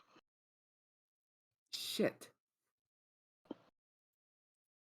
Now, Okay. are you asking since you left home or since you found me? I'm asking because I'm running a little. Times is a bit of a hard to get thing where I'm from. I'm running low on time. Yes, I know you guys die really easily. Oh, yeah, but I mean more so on a short-term scale of something big's going to be happening soon. Oh, that's not what I asked. Are you trying to find how much time you've been with me or been away from home? I'm more so trying to ask how much time I've been away from home, which Oh, that's more like about 24 hours. so it's been. Oh, shit. Damn. Okay. Well, Well, like I said, time is funny for me, so just you don't actually have to tell me, and I'm not going to tell you a date per se. But he asks you what date you left, and when you tell him, and he goes and actually pops back and comes back to check a calendar in the world you came from, he's like, "Yep, about 24." ew. Okay. You're very worried. Tell me, do you have any tips on how to, you know, get out of here? Not to be rude and sound like I'm wanting to leave. It's just I'm busy. It's fine. People always want to leave eventually. And As with any location. you just walk through the woods. But I Same just way you walk. came. Just turn around and walk the way you came. That's Exactly the way you came. Step by step, the way you came. Oh no. That's a very good idea. Small issue. Could Leonin like see if there was like at least any evidence of him walking a direction? Give me a history check to see if you can remember the directions you walked. Ooh. You think you know? All right. I think I know where I came from, so I'm gonna try that. If not, maybe you could do me a favor, perhaps, and give me a few extra pointers.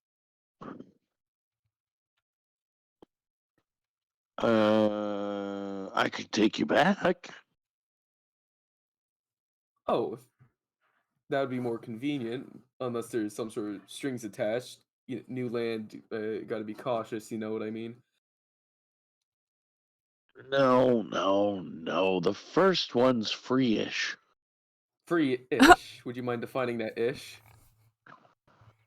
When I think of something, you'll know. I think I'm gonna try to retrace my steps first, but if that doesn't work, I'll be happy to accept your offer. All right. Roll me a survival check at disadvantage.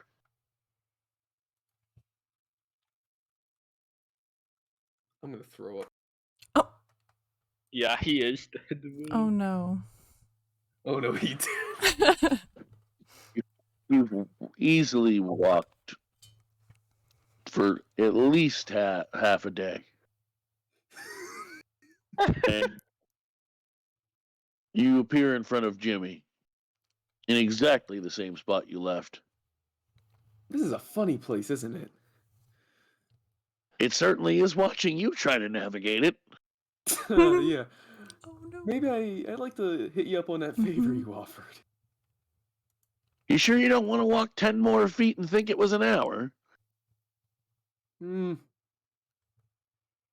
Because it was pretty funny watching you go literally 20 feet from me and think you went really far in a long time. What? You didn't leave. I told you have to go exactly step for step where you came from. So you're telling me that if I walk even the slightest bit wrong, I am just gonna end up right back here?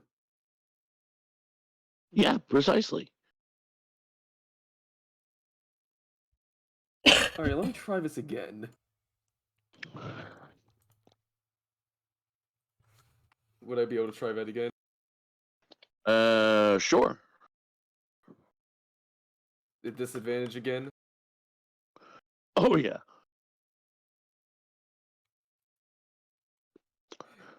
I turned Holy back and You made it a whole 30 feet this time. Yay. that felt. I think has it been a day or? Do you want to keep doing this, or do you want and me keep checking the time where you came from, or would you like to go back to where you came from? I think it's about time I go back to where I came from. Cool. Also, the answer is 3 days. What? Oh no. What am I gonna do? The world exploded. Melfice won't have anyone to ridicule. Oh The no. world's, Say the world's really sarcastically. dead. Wait, hold on. Where are you from again? Do you want a country or general name of a realm? Realm, planet, country, whatever you got. I can figure it out from there. Egos. Specifically somewhere on the outskirts of Athapoli.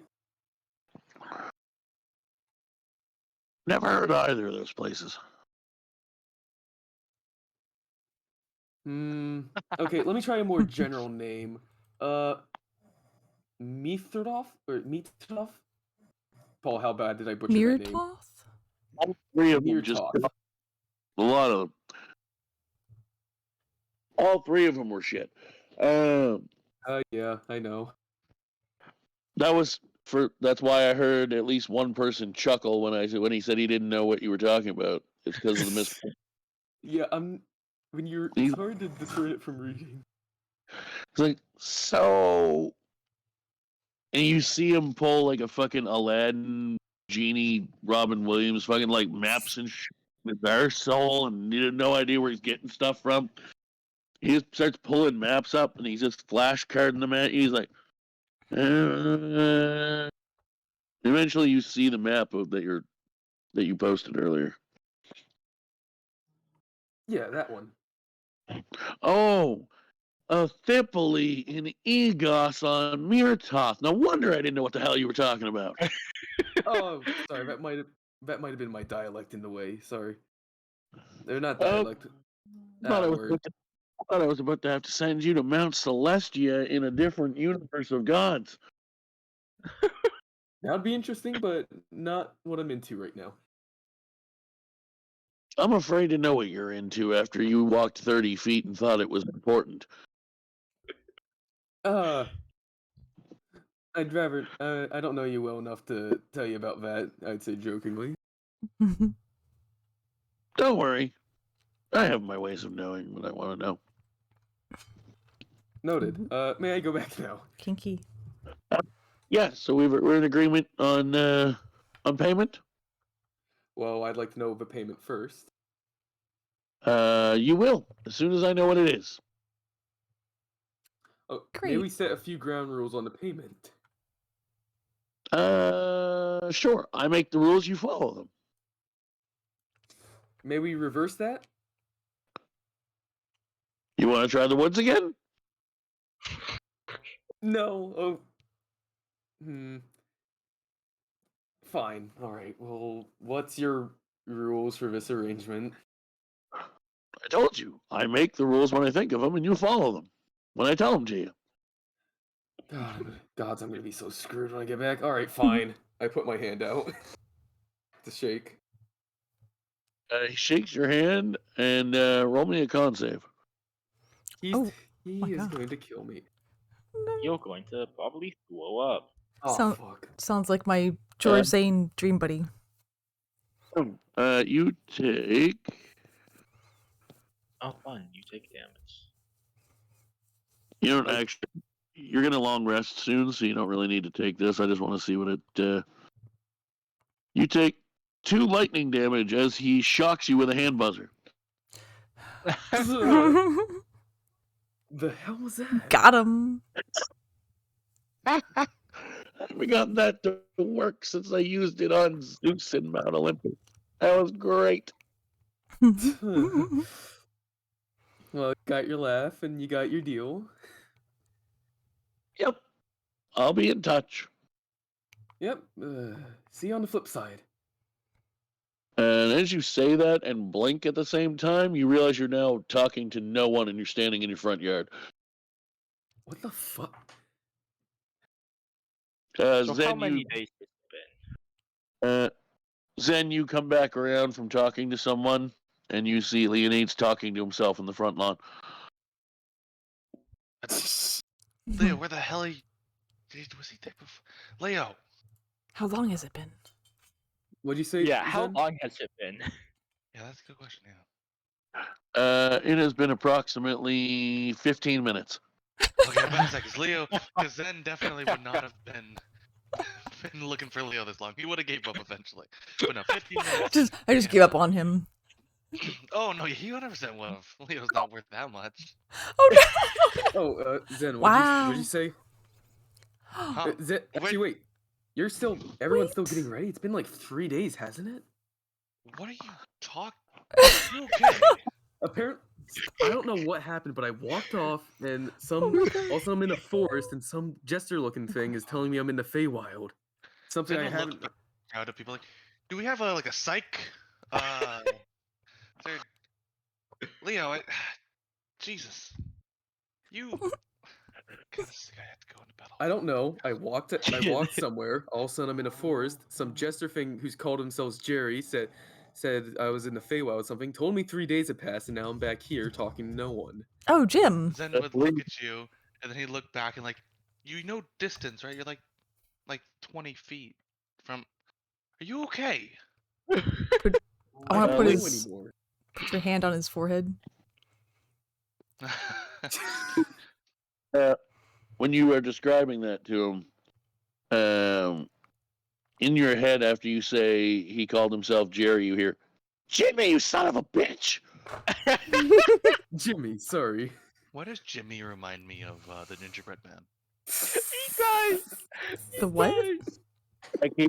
As I do, well, that one was because I exaggerated the pitch, but Oh, the voice, Yeah, that one yes. especially, yeah. The rest not as much, but that one did, yeah. the idea that he should remind you of is as far as you can tell from what I've said and done so far, a less evil, slightly smoker voiced Joker. Yeah, Nice. yeah, I can see that. Yeah, that. Mhm. Yeah, I can. So yeah, you were gone for 15 minutes. You apparently think it's been 3 days. The closest thing you have a party of friends you hang out with, but for realistically probably your best friend out of all of them, the one you talk to the most often about stuff like this, thinks you're absolutely knuckin' futz. Hmm. I'm just gonna look at Zen and Reina. Did you say you're there? Sorry, I know you guys like it when I spell stuff out for you. That's knuckin' futz. Thank you. I needed that one for my notes. yeah. You Anyways, decided to note I would- allies, Leonid, Knuckin' Foots. I would assume Amaya came out. Reina, you've made. Reina, you said you're here, by the way, right? I'm asking as a Oh player. yeah, if it's before I left. Yeah. Mhm. Reina's made weird deals with stuff they don't know exists. I think I did, but I don't even know the conditions. Ah, yes, just like George Zane. Well, you're screwed. No, That's- Bay didn't even know the conditions either. That's not a good That's idea. pretty much what I had, no. yeah. To be fair, it was either that or keep walking 30 feet for like another what felt like Yeah. 3 days, or what I was told was 3 days. Did you sign a Oh, yeah. contract? It felt like 1.5 at most. Maya and actually Zen, since you're a paladin, this would work for you too. Zen, what does your divine sense do again when you use it? I'm not asking you to use it. What does it cover? Let me check. Our features and traits. Oh, sorry, I can just read it here, can I? Divine sense. As an action, you detect good and evil until the end of the turn, since anything affected by the hollow spell, or know the location of any celestial, fiend, or undead within 60 feet. Okay, so Amaya, your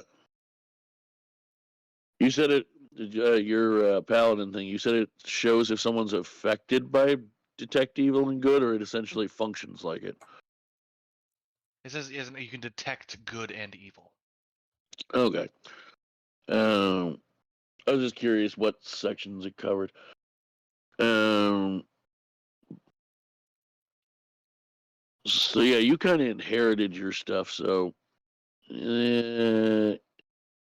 well, but you were kind of a monster hunter type thing before too. So, bounty hunter. Amaya and Zen. Well, when Leonin mentions what was it? It was something that he said. The way he said it made me think of the role. I can't remember what it was now, but Maybe Feywild deal or oh yeah, no deal that he didn't even know the terms of himself was what it was. Both of you roll me a either I'd say one of three you can choose from either Arcana, History, or Nature.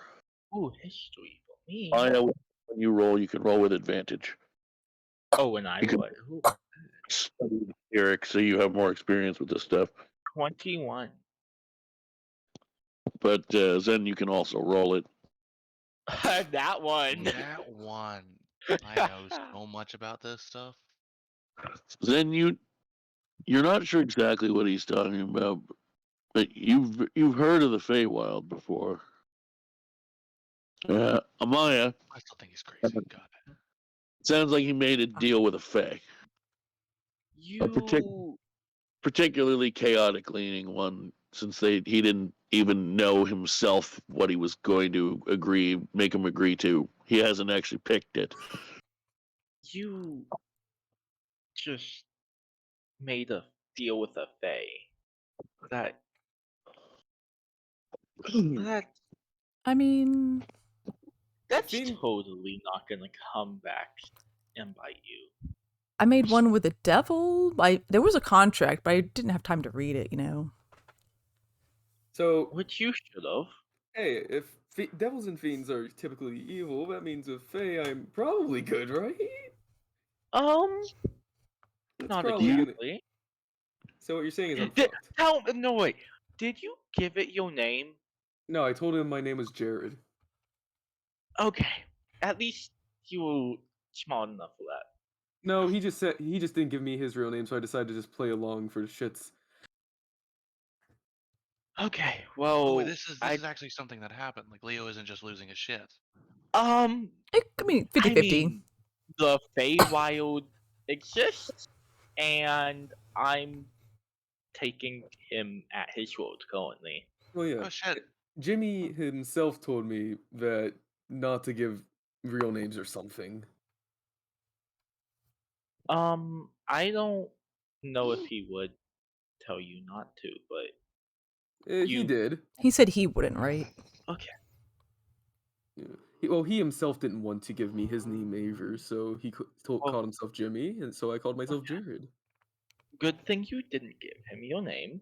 That could have ended very badly. What was he gonna do? Take my body? No, Changeling. If I remember correctly, if they have your name, they can basically make you do whatever they want. I don't want that to ever happen again. Exactly. Yeah. Everyone that is not Leonids, give me a perception check. 9.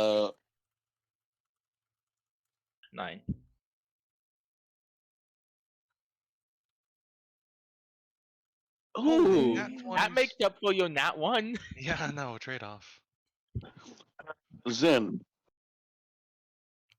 It's a slightly faint, but audible, and that's why you're the only one that picks it up. You just hear in the woods straight across from your front door. What an idiot. Aw. Zen would kind of gonna look at everyone, see if anyone noticed anything, and be like, got it. Okay, great. Leo, you wanna come inside? I think I need to sit down here. Good idea. Let's do that. I'm a little frazzled because I don't know what it was, but he held my hand and all of a sudden I got shocked. Practical Joker. He showed you. Oh yeah. Did it look like a modern joy buzzer, or is it some sort of rudimentary thing, or he just straight up used lightning hands or something? It was a buzzer. Yeah, but I don't know if that exists in this world. You've seen something similar for like it's usually at least in like the human world, in the material world, it's typically the artificers that make them as party jokes. All right, but he had some sort of like. You ever seen like a joy buzzer? I think they're called artificer thingy. What? Huh? I don't know. It shocks your hand when you touch him. Oh. I assume we know what he's talking about. Unless you've lived in a cave your whole life. If you've been in the city, you'd seen one. Maybe. Oh, yeah, the one little. of those things. Yeah. Yeah, How stuff do you like not know what one of those are? Jeez. birthday clowns and other street performers sometimes use them to crack jokes with people. But yeah, I'm gonna take a 5 inside. Yeah, let's. Oh. Yeah. Also, Leo, and then I'll kind of just like toss you the helmet. You can keep it. Paul, how heavy does this helmet look? Like in the sense of if I wore it, would it even work with my Oh, wait, fighting style? actually, as Zen throws it to you, considering you have a -1 to strength, and Zen has like a max strength, would this thing like, would you be able to catch this thing? Great question. You intentionally throw it hard? No, he just like like lob it at him. Lost. Okay, well, he has what, an 8 strength? Yes. That's low end of average human. Oh, okay, well, It's terrible for strength-based adventuring. It is the lower end of it, but it's still like you could work at a dock.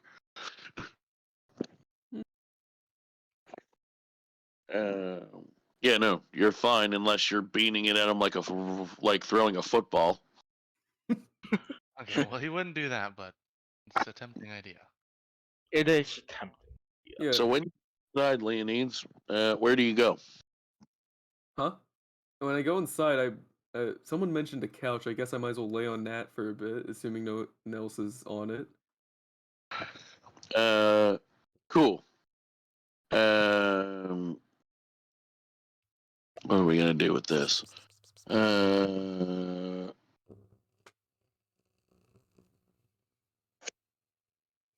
When you lay on the couch,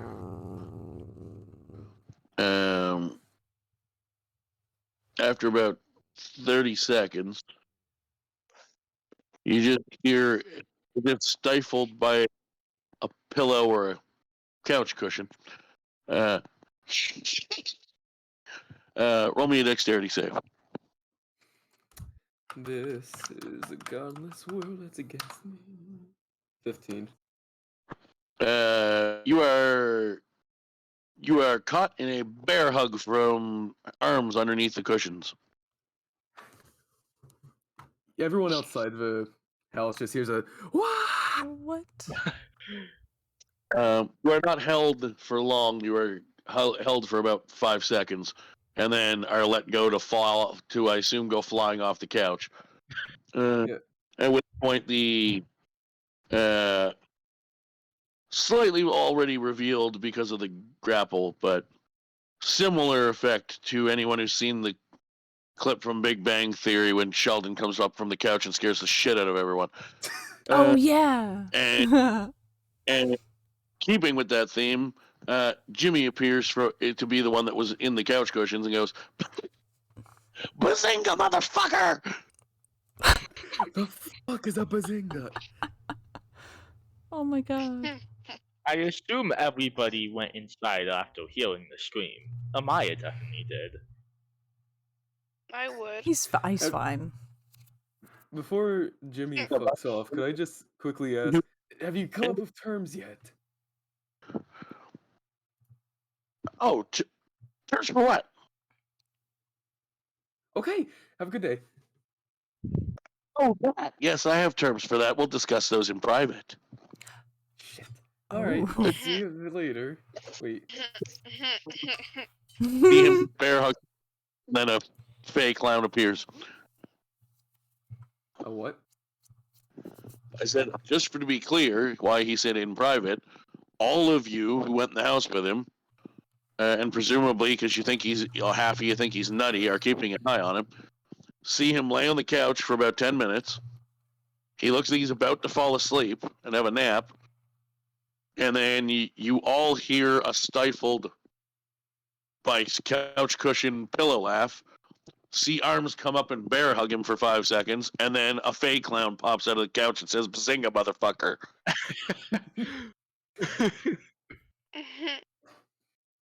Got him. This is not in his head, not while no one's around. Everyone sees this happen. Is this the Fae you were talking about? Yes. Jimmy, down. And what the hell are you? Respectfully? He seems friendly. Jimmy the fake clown. It's God, Jimmy. Joe, what do you do? Fake clown, does this man not have, is he deaf? Jesus. He's Oh, I've met him. Well, I've met him. He won't help you here.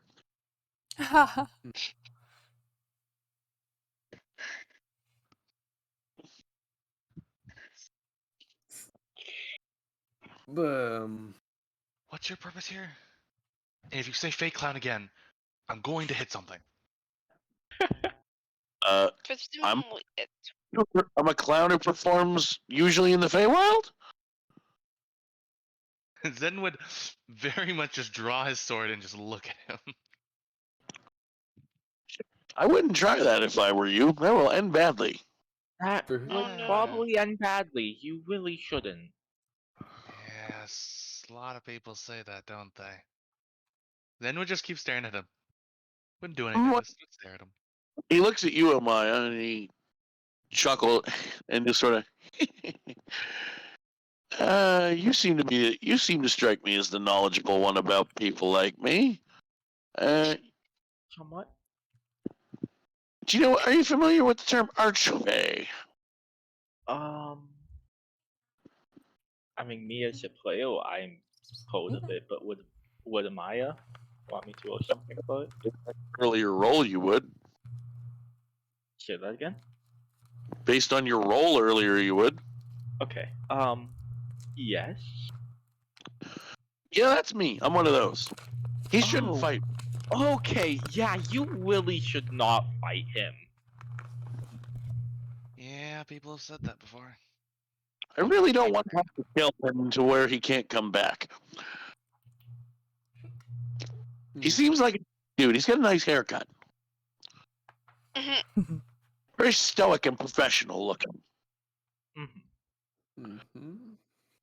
Adventurer. He looks like he'd fit well in a 3-piece suit at a desk. Oh yeah. Handsome young fella. Heck yeah. Huh. Zen would love to. As weird as this is, kind of just like tilt his head down and make a little prayer to Leonin, someone he hasn't you do spoken to in a actually- while. Bonamu! Just be like, who the fuck is this guy? Roll me a persuasion check. See if you get. You don't have like divine intervention or anything as a paladin. I want to see. Just roll a check to see if you get an answer or not. Yeah, persuasion. Your character, well, all of you are very important to the main story, but this is also a goofy side episode to fill a time. So, Can I convince you for an advantage, considering the interactions I've had with Bonamu and how somewhat more connected we are? if you can role play to explain more than who is this guy.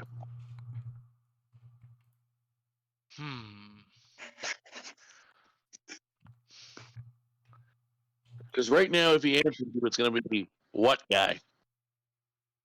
Okay. Yeah. Then would make it a little more specific for prayer then. Be, Bonamu, there's, someone calling themselves, a Fey Wild Clown? An arch Fey thing. Yeah, roll that with advantage. Advantage! That's still pretty good. You do get an answer, and he says, "You didn't try to fight him, did you?" Thinking about it. Heard it's a bad idea. Still thinking about it. Is he something to worry about? Not if you don't pick first. And with that, then we'll just put his sword away. That's all I need to hear. So then he goes, "All right, you know what? You and I, we developed a bond. I'm gonna do it this way. Do you want them to know what the terms of our agreement are, or do you want to just discuss it privately?" I feel like I'd rather discuss it privately first and then disclose the information afterwards. Okay. So I'm going to send you a DM Nice. rather than role play it all out so they still hear it anyway. Yeah. Slide up in those DMs.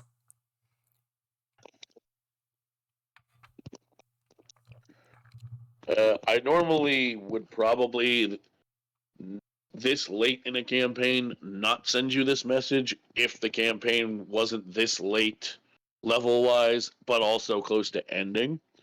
Just so you know, like if I'm planning to take you guys to like full 20 or something, I wouldn't be probably using this, but it's shiggles at the end right before the boss fight. Yeah.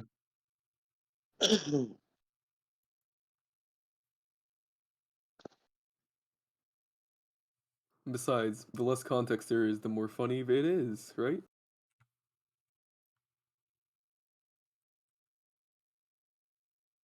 Message sent.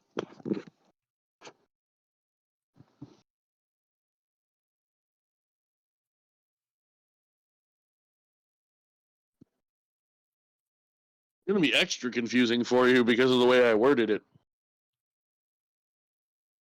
You'll find out. Paul, you make me want to smoke crack. Good. Nice. Anyways, yeah, Lee needs looks at the him after. I'm guessing it like just whispered it really, really quietly to me or telepathically. Yeah, telepathically. I just say to it, that doesn't seem like the least manageable thing, and I already agreed, didn't I? Yep, I have your name on the paper and everything. What's that name on the paper? Harefoot. Oh, Oh, that's a weird name. Wonder where you got it.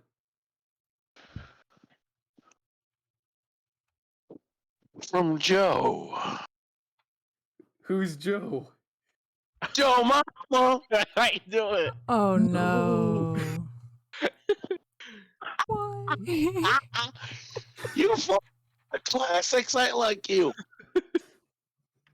I've heard that one before, but I had to take the bait because that's you're right. It is a classic. No, I have ways of finding out who you actually are. As long as you don't say it out loud, it doesn't take effect. Oh, that's rad. Also, I'm what the people who know would call a Sealy. Oh, So what you're saying is you're not a dick. Oh, I'm less of a dick, a less harsh dick. Definitely not a smaller dick. Damn it, I was just about to say not a longer one. Longer than you, buddy boy. Hey. He knows things. I hear the stories. Stories? Yeah, he knows what's up. Oh yeah. Extra planner beings talk all the time. You're implying that there's just a group that talks about... Never mind. Hey, devils, demons, angels, we all meet up. Oh, like a book club or something.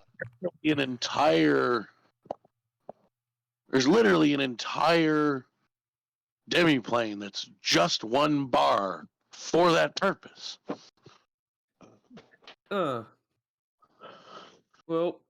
I know we all conditions... meet up, we bicker with each other, we share stories if we're ones that get along.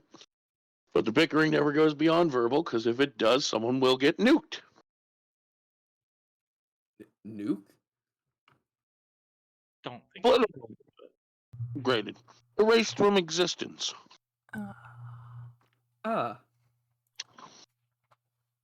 D&dArt. It's something that even I don't mess with. Yes, alright. Well, I know the conditions, and you've gotten your laughs. Shall we say farewell for now, or...? Sure, unless you want to... Paul, you cut out, what'd you say? I said, sure, unless you want to come visit. I'll leave that up to a later decision. See you later. Later, alligator.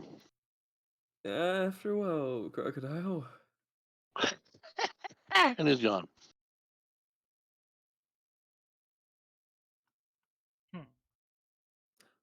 Can one of you guys just, punch me in the face? I think I am going crazy now. You're not. We all saw that. Zen, give me a right hook. I don't think you want. Then go. You'd actually prefer a left hook. Oh no, that's the gauntlet. No, you'd prefer a right hook. Yeah. Yeah. I think I am. After that, I think I am just going crazy. Lead a deck save at disadvantage. Oh, Is he gonna get right hooked? Can I think to myself, what a wonderful world. come on, mind. Leo. You're supposed to be good at decks. I am. I don't need the disadvantage. Oh. You feel something that you've felt in the last day or two once before, except this time it feels slightly more solid. Almost as if a ghost just punched you in the face. Oh, son of a... What kind of ghost? Is that fist familiar to me, or is it not Balin? He reappears. You see him, and he chuckles, and you asked. Oh. Yeah. I'm not going crazy, then. Not anymore, it seems. Yeah. So, now that I have my GM fun and figured out a way to kill an hour, so that we still got a full length session. You all head off to sleep. Amaya. Oh, hi. Uh-oh. As you're doing your prayers, Tiny prayers. Wishing for everyone to be safe up in battle and all that stuff. You feel an uncharacteristic feeling come over you. You've never quite experienced it before, but you know at the level of the priesthood that you've reached what it is. Is it Morse code? No, it is Preceded and I's PM conversation coming into play. Yeah, I thought so. Oh no, your mic is picking up something weird. You sense divine intervention. Yep. And Fandari, an avatar of basically the image, a sort of hollow, almost ghost-like image of what the avatar of Fandari is drawn to be in your basically Bible, appears before you. Says, "You've done well thus far, Amaya. My sweet child. You've chosen not only the path of a cleric, not only to be a priestess of mine, but to take on a great deal of responsibility as such, in the absence of your mentor." She found her way to me, by the way. She is at peace. Okay, that's good then. She's actually the reason I'm here. Oh.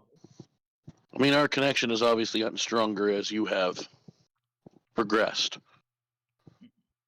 But she had made a request. Oh. In the heat of the battle you have to face, you may not be able to call on me as you might wish. It is hard to make the connection that we currently have from your end of the things. Your end of the things? Your end of things. It doesn't always work. So, in exchange for that, once this call is over, that link will be temporarily disconnected. Oh. So that you don't try to rely on it and then find out you can't get to me. Okay. Just to make sure that you don't panic and try to hit the panic button and it will respond, we're going to turn it off for now. However, I am going to essentially use that one phone call, we'll say, since phones aren't a thing in this world yet anyway, and give you a blessing of sorts now. The other reason that it will be hard for us to reconnect for a while is that what I give you, even at your most powerful, is not a lot of my power. To do what I'm about to do for you is going to take a lot of my power. Okay. I have, as we like to keep balance here in our world, I've gotten unanimous approval from the other 7. Bonamu was particularly interested in saying yes. I suspect I know why. Yeah. So we have actually pooled some of our power to bequeath to the 6 of you. Oh.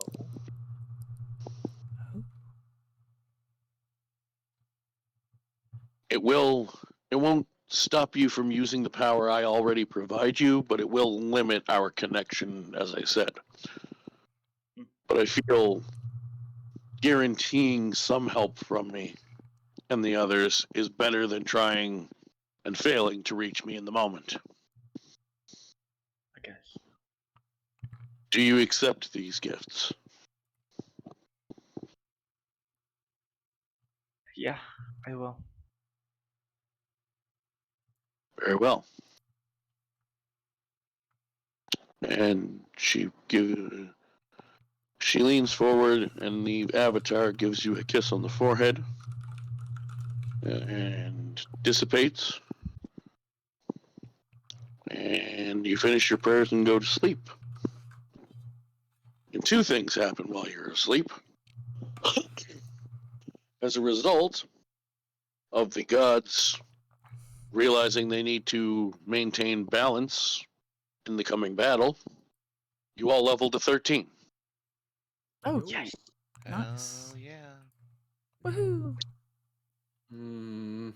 I can now wild shape. So, the other thing that happens is a scene I've been telling everyone that I'm going to use music for that I'm excited about. Uh-oh. Now, before we do this, I'm going to tell you, because of the ambience of it, do your best to listen to both me and the music, but I say that because it's a song with lyrics, and the lyrics are important to what I wrote as, like, basically I wrote it, or the scene around the words of the song. So try your best to listen to both. I will have to kind of half talk over them just to make the timing of the narration fit. So if you miss anything, don't worry about it. I'm going to copy and paste the shorthand notes into chat form after. I don't want to do it before because I don't want to spoil it. So if you're worried, oh, I missed a line, or focusing on two things is hard because of the old ADHDs and whatnot, do not worry about that. It's not that big of a deal. Just do your best, because it's fun to listen to it that way. The other thing is, I'm going to give you some exposition before we begin. Some of the narration you'll have in advance. Please copy the link. Thank you. So, this is going to be a dream sequence while people are asleep, obviously. If you technically don't sleep, consider it a vision in your meditation. I don't care how you interpret it. You get the point.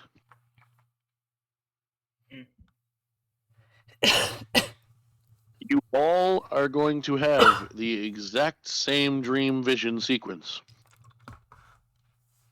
except for one small change.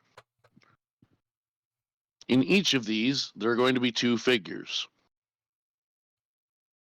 One of them will be the characters. Well, one of the characters. Each of you will see your own character. So Robo will be looking at Robo. Leonids will be seeing Leonids, etc.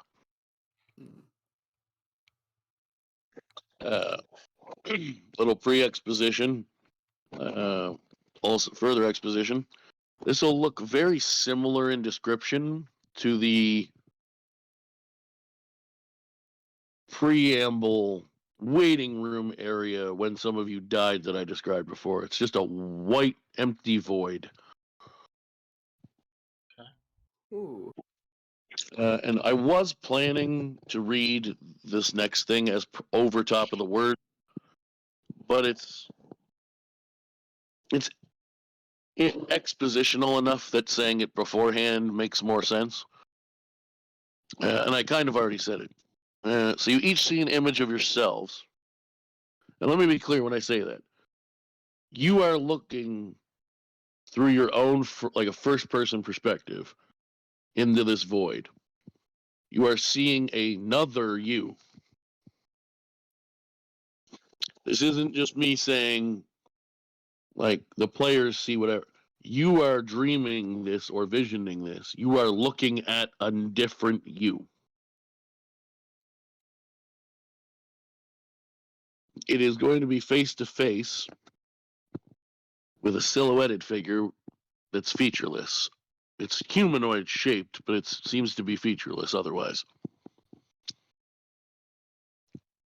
The other you will be face to face with it, singing the words of the song at it in past tense, as if this dream, it's singing about the dream you're having, already having happened. Does that make sense? Yeah. Yes. Enough. So essentially, so the lyrics of the song are worded that, like, just the way the singer sings them are in past tense. I'm basing the vision you're having off of the lyrics. Therefore, the version of you see singing is singing to another person about what you're looking at, as if it's already happened to it before. All right. So basically watching a movie of yourself, essentially, almost. And I will do my best to fit the other descriptions in between the lyrics, but the lyrics don't have super long breaks, so there will be some overlap if I want to describe everything to the right timing.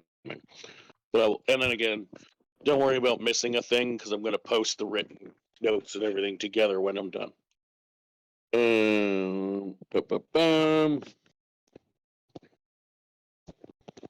Reminds me of Spaceballs.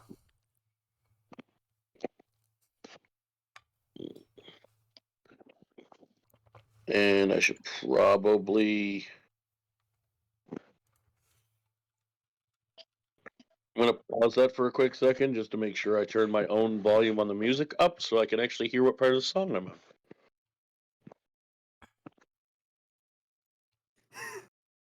Because I have it fairly now.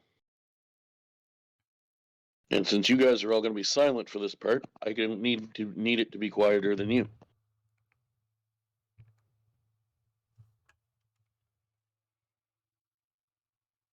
Is it actually playing? No. Nope. Why are you not playing?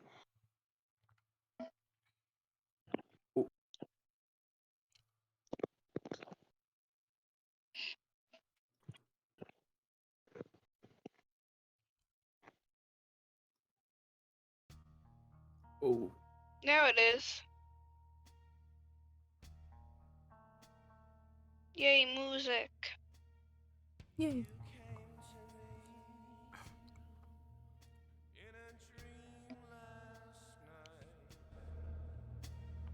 Oh my god, it is a dream.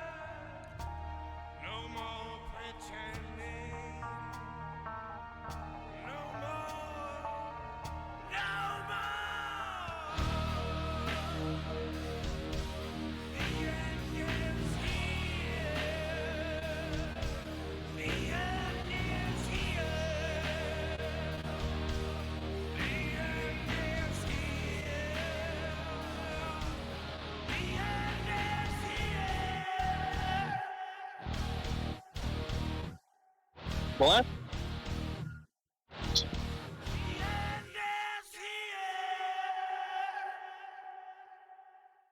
Mirtoth, engulfed in hellfire.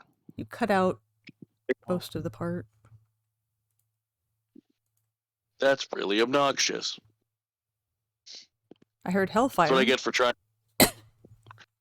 the last thing when they screamed the last time in the song, the entire planet of Mirtoth was in hell flames.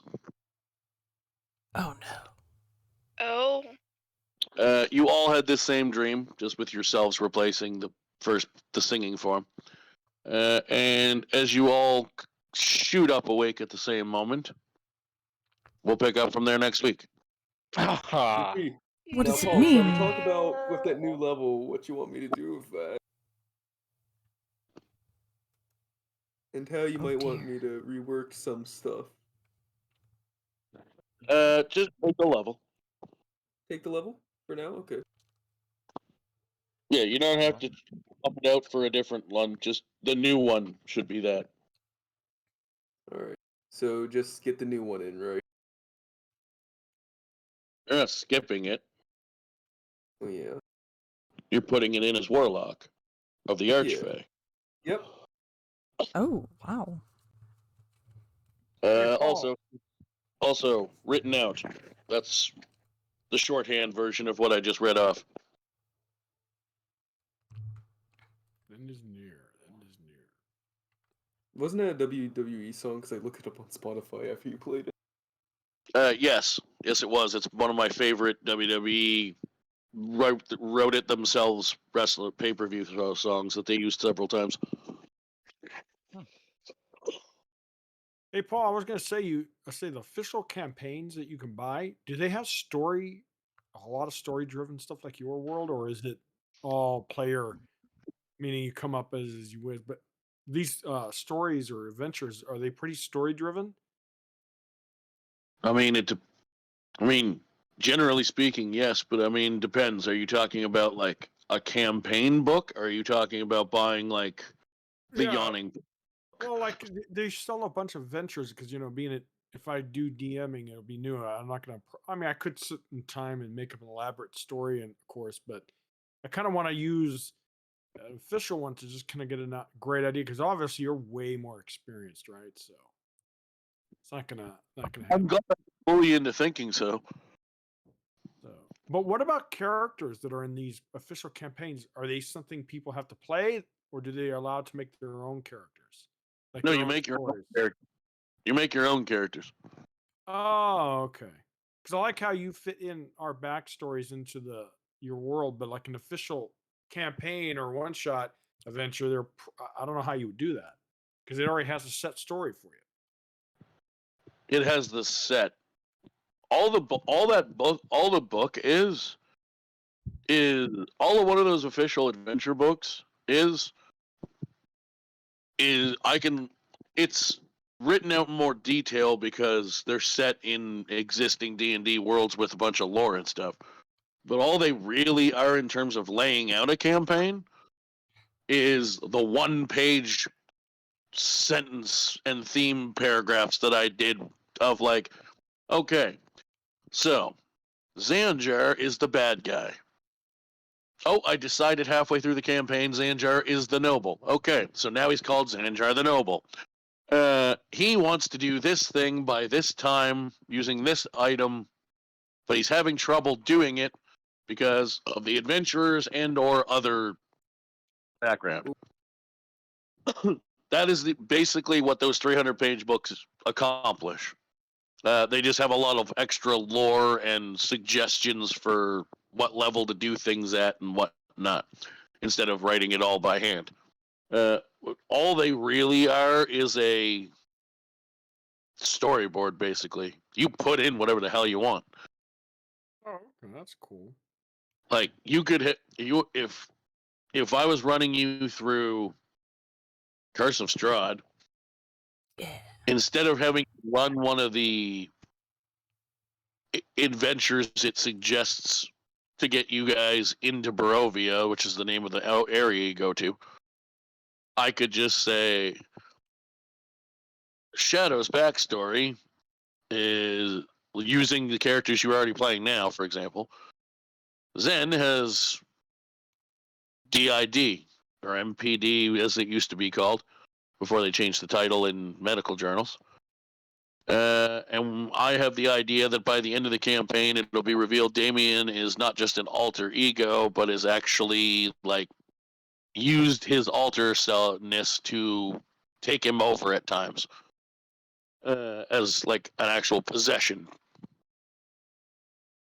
So they're all going to meet up, and Damien's take over while they're asking Zen to lead them through the woods. And Damien knows which set of woods is the wrong woods to go in, and he's an evil prick, so he's going to send them that way when he takes over, and they're going to end up in Barovia by accident. That's how you take an existing adventure and put a backstory in it. You just do. Okay. You just look at it and go, okay, here's the like earlier in the story, obviously, like in that case, it works because in Curse of Strahd, you start in the Forgotten Realms and end up in Barovia.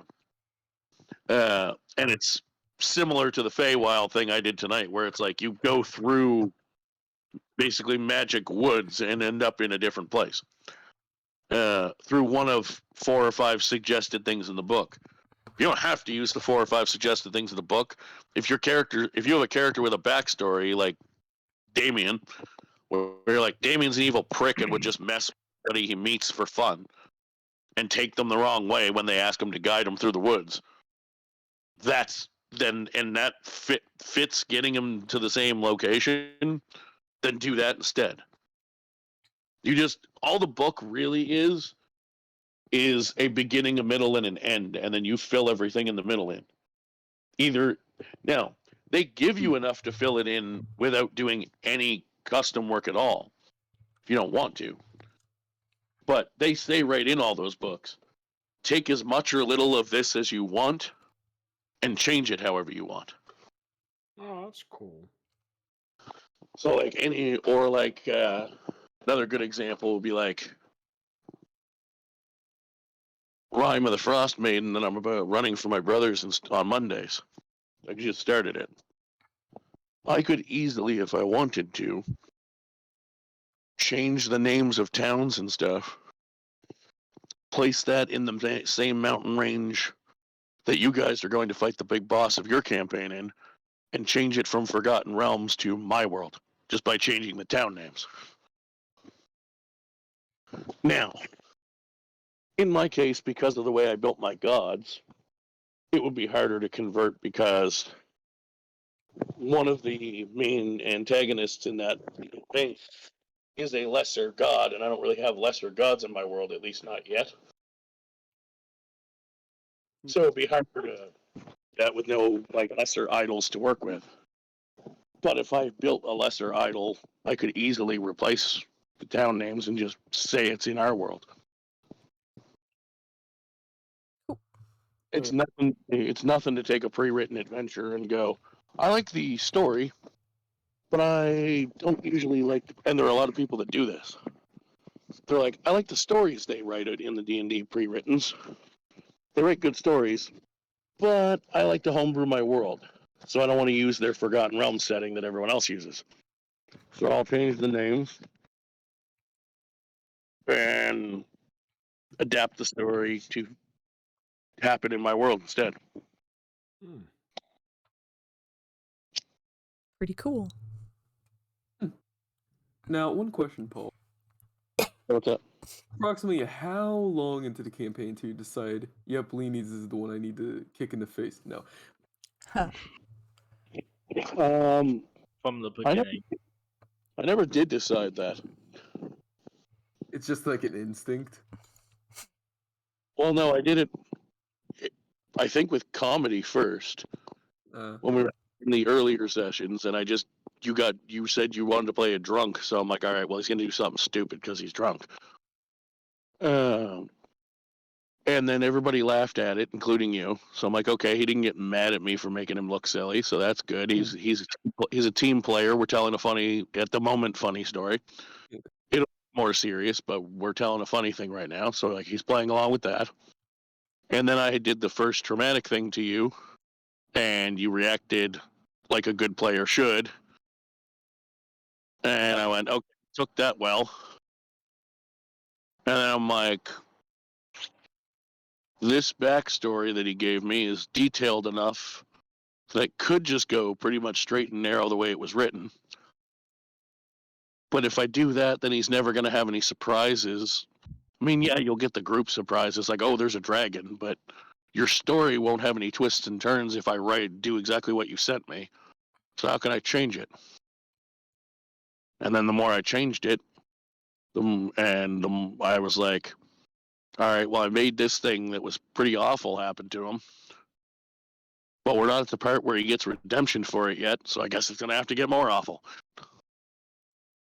So that when he earns his redemption at the end, it's going to be worth it. Yeah. I'm not going to lie to you. There's a reason I have to watch the VODs to do my notes for the next session. It's because I'm bad at prepping sessions. Yeah. It's a lot of stuff. I can't tell with you. You're actually prepped pretty well, in my opinion. Yeah. I've decently well for D&D purposes, just in general, from backyard wrestling as a teenager, and we recorded it just to see what watch ourselves back, stuff like that, and a little bit of not at all filmed, really, just sort of acting type stuff that I'm interested in as a hobby. And I mean hobby, like I've never even taken an amateur class, doing it, is just trying my best to learn how to improv. So that when I'm like, oh, it's 11 o'clock my time and we start playing at 12 and I have nothing written down and don't have time to stop and write anything down. Guess this is going to be pull up the backstories they sent me and what can I twist from it this week? Yeah. Or what goofy, or hey, what ended up being the first hour and last 20 minutes of this session, so basically an hour and a half out of a 3-hour session, was supposed to all be the first half, and then you were supposed to start the boss fight, but I don't want to do that without a proper map to work with, and I will have one for this week. What can I fill an hour and a half with? Okay, they're going to meet the Fey clown character, Archfey, that I made a while back for my server, because he's an Archfey, so he can appear in any Feywild, and he's fun to roleplay. And he happened to get lost in the woods because of his low survival check. So instead of just getting lost in the woods, he's going to end up in the Feywild for an hour.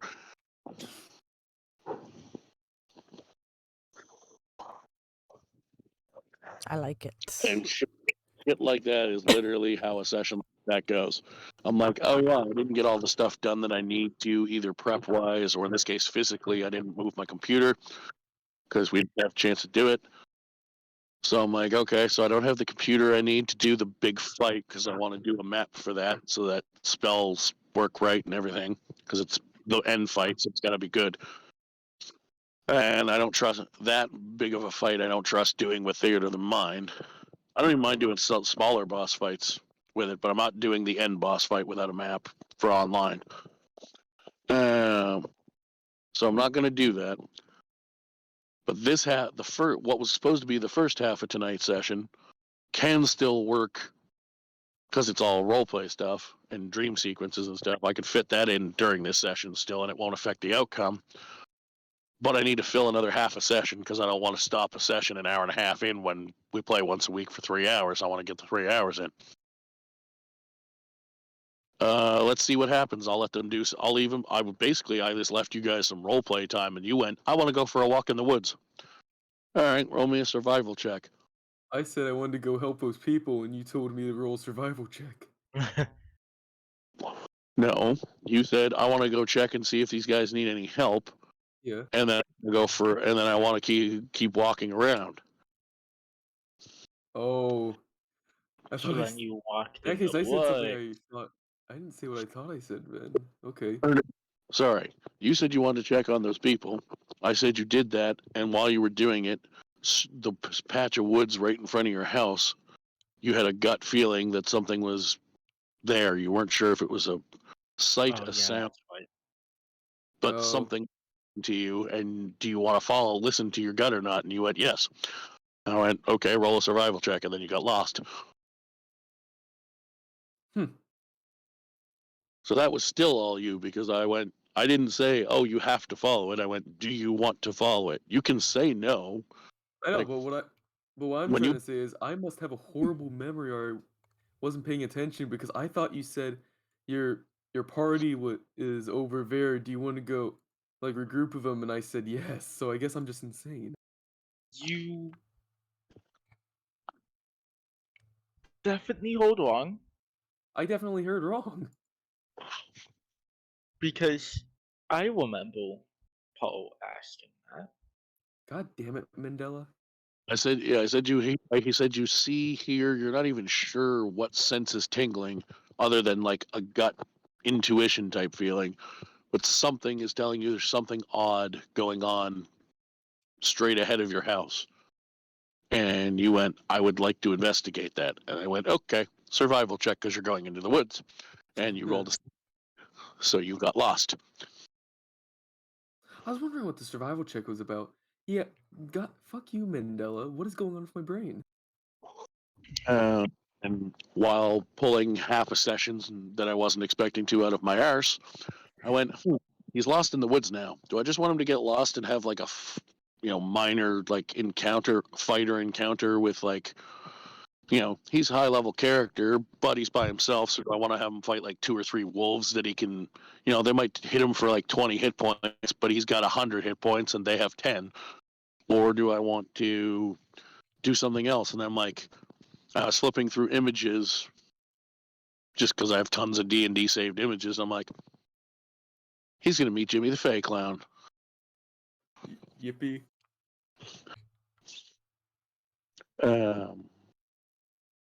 Like I said, and that's why I specified if this wasn't the apex of the campaign and you had like full 20 levels to expect or something, I wouldn't have done a level in Warlock for that. I would have done something else, some other punishment or something. But taking one level in a different class right before you do the final boss, you're still going to get some spells and some hit points and whatever out of it. So you're not really losing anything because it's one level at the end of the campaign. Yeah. Actually, it doesn't have that. It doesn't really have any disbenefits. Actually, some of that stuff kind of might be good depending on what happens. Yeah. I don't remember what Archfey Warlock abilities start. Like you get some at level 1. I don't remember what they are. I just thought it'd be funny to give you a level and make you triple a multi-class and see what my life is like. So the only really cool thing I get is called Fey Presence, and basically it just lets me within a 10-foot cube around me make everyone roll a wisdom save. I don't get to choose, and if they fail it, they're either charmed or frightened, and it's my choice. But you have to do the same thing to everyone. Everyone. I don't get to choose. I mean, yeah. What I mean is, before you do it, you have to say it's going to be a charm or a frightened. Oh yeah. Like you can't pick for each person. It's just I know. Everybody. Yeah, sorry. I should have specified that. But yes. Also, I figured it would give you access to probably my favorite cantrip in the game. And cantrips scale with your character level, not your class level. Eldritch Blast, I'm guessing? Eldritch Blast. Yeah, that's a good cantrip. Because I did take that one, because it's seriously 1d10 force damage, and I can fire multiple beams with higher levels. Yeah. Basically what happens with the file 3, I think. Now, Colin. Oh, by the way, do wants to know if they can come out of the basement to help organize. So basically what happens with that, with say Firebolt, when you get to those same levels, the number of damage dice for the one bolt increases. So it goes 1d10, 2d10, 3d10. The reason Eldritch Blast is my favorite is number 1, it's force damage, which most enemies don't have any resistance or immunity to, whereas fire is commonly resisted. Anything from hell. The other reason it's my favorite, in addition to being one of the rarer damage types to have a problem using, is that if you're fighting one big enemy, you're allowed to target those 3, what you have is 3 because of your level, beam all at the same target and still do potentially if they all hit, because you have to roll separately attacks for those because they're separate beams. Yeah. They all hit, you do 3d10, same as a firebolt. However, firebolt can only do 3d10 to the big bad. The big bad has minions. You can throw 1 dart each at the 10 hit point minions and kill 3 minions in one go. Assuming I get max damage, but yeah.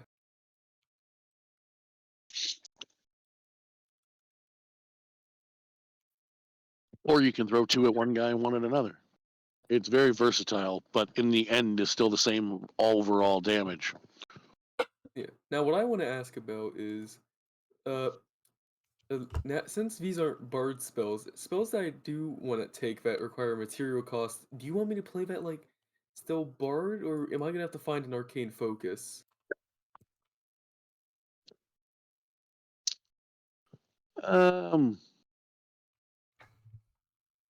It's not going to matter for more than one fight, so I'll probably just let you use your bard stuff for it. Yeah, dude, you did get in order. They asked if they could come out in the basement to help you reorganize. No, because I'm actually trying to reorganize the basement. Cat, imagine do. So, do you can help, but you have to stay down now.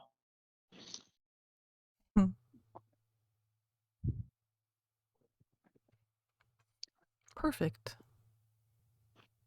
But yeah, and the reason why I sent you the triple or what was it, triple or replace was because 3.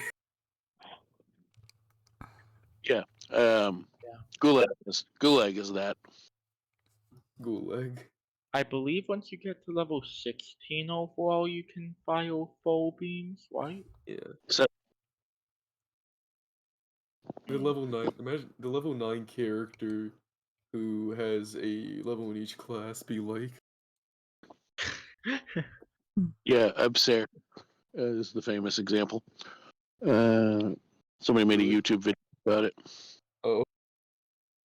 I wonder how Serd. you would play that. Yes, his name is Abserd, Absurd. Not to be confused with absurd, which is what it's a reference to. Yeah. Yeah, and he takes a level in every class. I Puffin wonder how Forest. you would even play that. It depends entirely, first of all, on how you determine your stats, Well, where you put them. If you get like manual and somehow roll an 18 on all of them, it could work. Now, the other thing is, if you're rolling stats, it's harder to. You have a higher ceiling, but it's also harder to actually be able to do it. Because there's with point buy, or with point you buy. have 10 minimum. Yeah. Well, we have 8 minimum, but with point buy, you get a 14 in one stat and like 12s and like 13s and everything else. If you do it right. And you need 13 in every stat to be able to multi-class into everything. Because you need a minimum of 13. That's why Warlock worked for what I was doing with you, because you already have high enough charisma to do that. Yeah. Like I wouldn't have been able to do that with you and have you multi-class into Wizard because you don't have 13 intelligence. Lucio. So yeah, if you're trying to just make sure that you can take every level, point buy is the easiest way to make sure it works. Like that it's possible. If you got a lucky set of dice rolls that gave you 13 and up in everything, the ceiling for abilities would be higher. Yeah.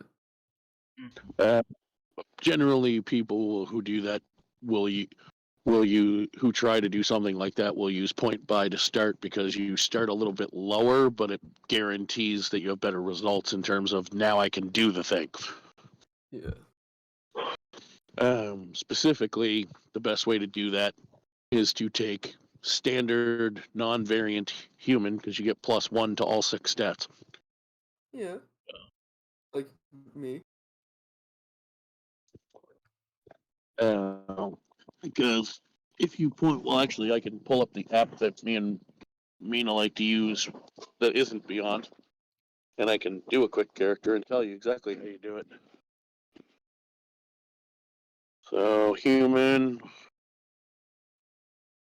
Dude, Well, keeps don't- sending me. Doesn't really matter which one I start with. We'll go Barbarian to start, just cuz. No, dude, if you make a persona user in my campaign, you don't get to play every class.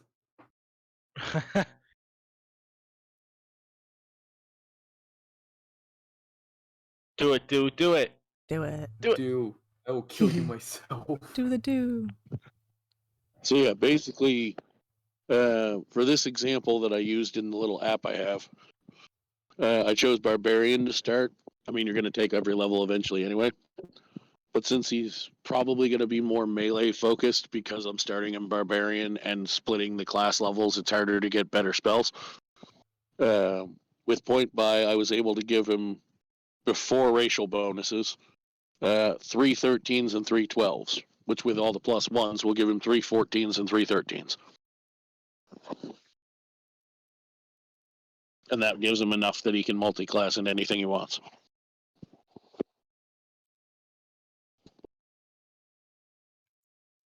Mm-hmm.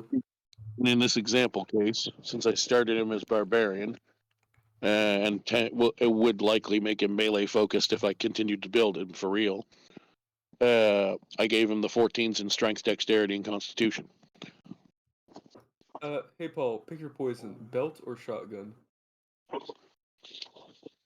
Belt, because it won't kill him, but it hurts.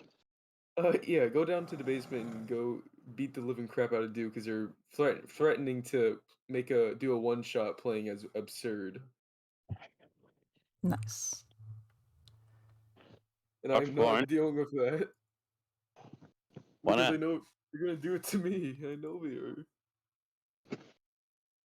Who cares if they it. play a one shot? Who cares if they play? It's absurd. You don't have to keep track of the 27 different class abilities. They do. That's true. What Just do you don't mean remind them about it. LMAO pussy, you little shit? That's I'm entering an internet argument with Stu. I'll be right back. No. What's everyone's HP? Dude, I got a I have Maya. 120. I am now a Shoko of Lestal too. Nice. I was debating against Stahl Dream, I think. It was. Yeah, 68. 68. Okay. What's Star Druids about? Star Druids are badass. They're my favorite druid. Oh, well then why am I a shapeshifter then? I think I lost. What? Well, glad then, because I picked the Stahl Druid. I'll be Star Druid eventually. No, I like the shapeshifting ones. They're cool. I have a cool character for next campaign if that's what I'm assuming we're talking about. Every I'm druid. talking No, about different druids. Yeah, I just said I picked the Stahl, Shoko of the Stahl Druid. What? Every druid can shapeshift. It's just a matter of if you pick Moon Druid, you tend to focus more on it Yeah. Nice. because you can turn it into stuff. Poor Leo. Stars Druid's really fun though because you, instead of using your wild shape, you can still wild shape just into smaller stuff typically. But the main thing, instead of boosting your wild shape, like how tough you can change into, it gives you a new set of abilities you can use by expending a wild shape. That's cool. My personal favorite of which is the Archer, which gives you a 60-foot radiant damage ranged attack as a bonus act. Yeah, I saw that. That's pretty good. It does the same damage as a spiritual weapon. I have that backwards. You can also, instead of Archer, you can do Chalice, which I believe is the healing one. Yeah, which is mainly why I chose it. If memory serves, I believe it's when you heal people, either you or someone else can heal separately for an extra bit of their health. Yeah. Yeah, you're supposed to be level 13, I thought, right? Not 12. Like to update first, maybe. Yeah, well. it's really helpful. Yeah. And then dragon, which instead of rolling There it goes. the thing for concentration, you can roll an intelligence, wisdom check, or constitution saving throw to keep concentration. And then if you get a 9 or lower, you put it up to a 10, There. which can be pretty good.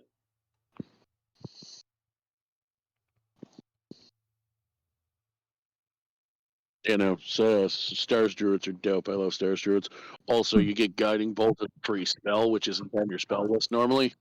And you get proficiency bonus free casts of it for the rest.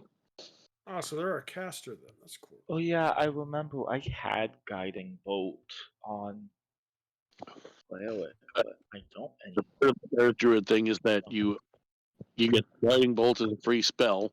Like you can cast it with your spell slots if you want to. Yeah. But you also proficiency bonus times per rest can cast it for free at first level. Which even level it does 4d6 damage when it hits. It has a 120 foot range. And when you hit somebody with it, it basically does a one attack small version of Fairy Fire. It gives the next attack either by you or someone else advantage.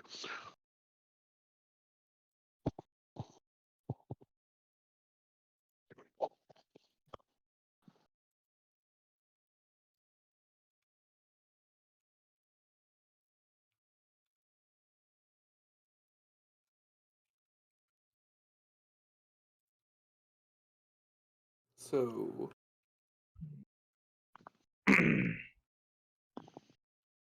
Focus. Spellcasting focus for your druid spell. Use I- tokens. As someone ask me this kind of stuff sometimes.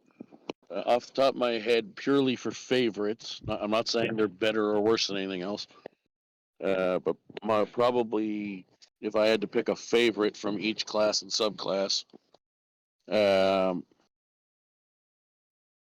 I said, this is personal favorite purely.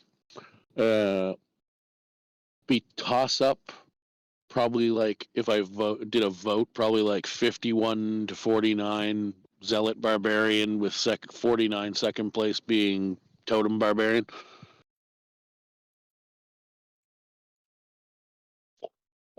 Wizard, you pretty much can't go. Jeez. Wizard What can't the go hell? wrong, but I like Scribes. Sorry.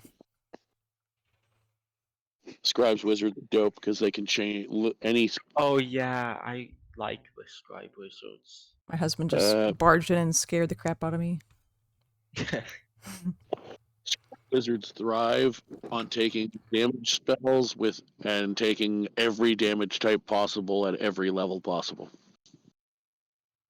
Yeah, I like the scribe wizards. Because basically, what the Scribes Wizard can do is if you're casting a first level spell, upcasting I don't think works. It has to be the base level, and you want to cast. Wizards don't have Guiding Bolt, but let's say they did, and you want to cast Guiding Bolt, which is normally a radiant spell, and you also have Scorching or not Scorching Ray,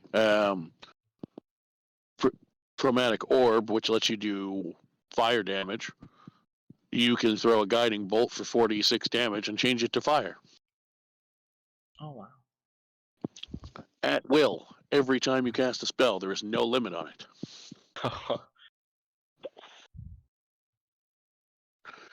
Also, after you get a few levels, I think it's 6th level, your spell book could be 6th or 7th level. Your spell book keeps to like 60 feet away from you, and you can cast spells through it like a familiar.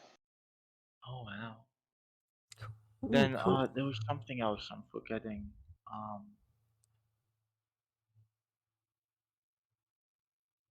What was it with this? I'm trying to remember something else with the scribe version that I liked. But I can't remember it. Also, I'm going to give you a free piece of advice for either me or anyone else who DMs for you. If you're planning to play a barbarian and you're told ahead of time it's going to be a like survival style campaign where like you guys forgot to pick up diamonds once or twice, that happens. But if you're like you're going to be in small town setting in a lot of the campaign where diamonds are hard to find, for example. And your cleric's like, well, shit, how do I revive people? And you're like, I'm going to play a barbarian as my character. Play Zealot. Their level 3 ability, they get 2. One lets you do extra radiant damage on every weapon attack, or one weapon attack per turn, while you're raging, which you should always be raging if you're a barbarian, unless you're running low on them and it's a minion fight. The other thing it does is, let's say Matthias, that you saw a bit of in the, not played by me, but you saw the sheet. The other Zealot ability, and it's at level 3, the first one you get. Reviving someone who's a Zealot barbarian requires no material components, no matter the spell level. Oh, that's really good, actually. Nice. As long as you had a level spell slot, you could cast True Resurrection for nothing more than a spell slot. Wow. Now, it's 9th level slot in that case, but you could do it for free. There is no cap on it. It's no material components for reviving required. Period. Wow. For fighters, if you're just going official, like literally published by Wizards, probably my personal favorite is either overall probably Battlemaster, just because it's really versatile with what battle moves you can pick and what they can do.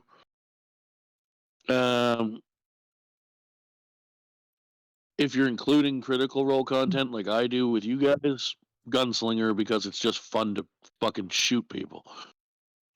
Can confirm. Rangers, they were a bit underwhelming in the original books, but the more expansions they've come out with, they've improved them a lot. Yeah. Probably my personal favorite. This one's more of a tie. I really like Gloomstalker Rangers from Xanathars. The newer version of Beastmaster that they gave the optional rules for in the newer books is way better than it used to be. But my personal favorite is probably Drake Warden.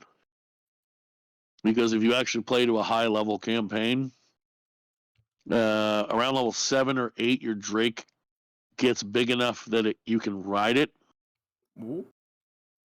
And also, if you're not riding it at level 7, it can fly. Oh.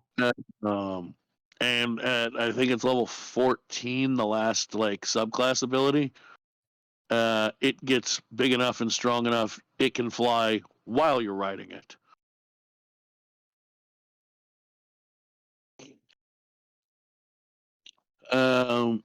Paladin, there's a lot of fun ones. Yeah. Probably my overall favorite, though, is either overall it's probably Vengeance, because a Vengeance Paladin is basically Batman. Nice. That being said, Oath of Redemption Paladin has a really, really awesome fucking ability. The idea of Oath of Redemption is if that person's last resort is to fight you, they're going to try and talk you out of doing dumb stuff first. But if you do get violent, they have an ability called Rebuke of the Violent, which means that beholder that you fought. It doesn't matter if magic damage, eye raise, weapon, doesn't matter. Say it did the Innervation Ray, the just straight damage one that I was talking about. Say it does 50 damage to you. The Paladin, 30 feet away from you, I think it's 30 feet is the range on it, can then use his reaction to make the beholder make a saving throw. If it passes, it takes 25 damage. If it fails, it takes 50 back. Oh. It is a nice one to bust out, especially if somebody gets hit with a crit. Yeah. Druid, I would say, with all the ones that are out now, my favorite is Circle of Stars.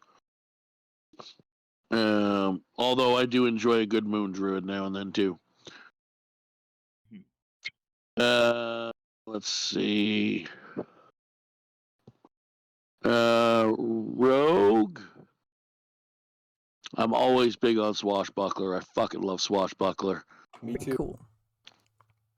For a couple reasons. One, when you're a dex fighter, especially if you do what I do, and I like to play more melee rogues,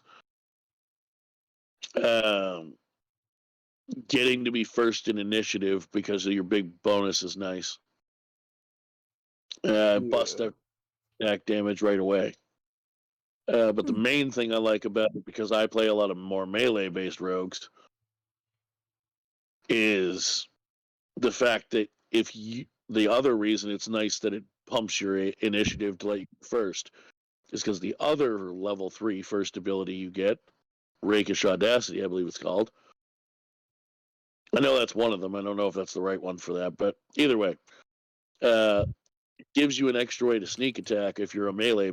Because if you get to the enemy and just you and the enemy are 1v1ing, you can sneak attack. It's pretty nice. Thief is the sort of classic rogue archetype, and is quite nice because it's either level 10 or level 14. I think it's level 10. You can use any magic item, even if it normally wouldn't apply to you. So you can read spell scrolls you're not supposed to be able to read. You can. I don't know if it works with. I don't know if there's exceptions on like weapons and armor. I forget, but definitely like spell scrolls. You can read scrolls you shouldn't be able to read, and bust out spells and stuff. It's pretty dope. Assassin's fun too if you use it right. Yeah, I'm using Assassin right now in Underpaid's campaign. And I don't made like a them 'cause they broken mix with character with it. No, I don't like them. Oh. They mix it with Poisoner. If you really want to fuck with Underpaid, and I know he's listening, so I don't care. Yeah. Hey. A couple levels. Do some exact balance you can kind of decide yourself, but do some version of rogue monk, of assassin monk multi-class. Oh. I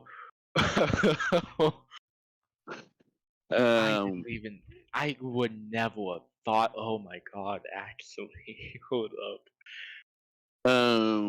My favorite warlock. My favorite one is Hexblade, because I tend to like being a bit magic and a bit melee. Plus, with Hexblade and Pact of the Blade combined, you can do stuff like when you're a Hexblade, you can use certain kinds of weapons as your Pact weapon. When you get Pact of the Blade, you can use any weapon that you're able to wield as your Pact weapon. So, like, I have a Hexblade Warlock in my server that is high enough level to have that apply, who uses a great axe. So he gets magical damage from it and does a die 12 plus charisma modifier. Because your attacks are made with your charisma. And he has 20 charisma. Oh, that's good. But I also took improved pact weapon, so he actually does a d12 plus 6. Oh. But Paul, how did you get Ben? how did you get into D&D? Or all of you guys? Like I got I've- into it because I watched the outside Xbox streams.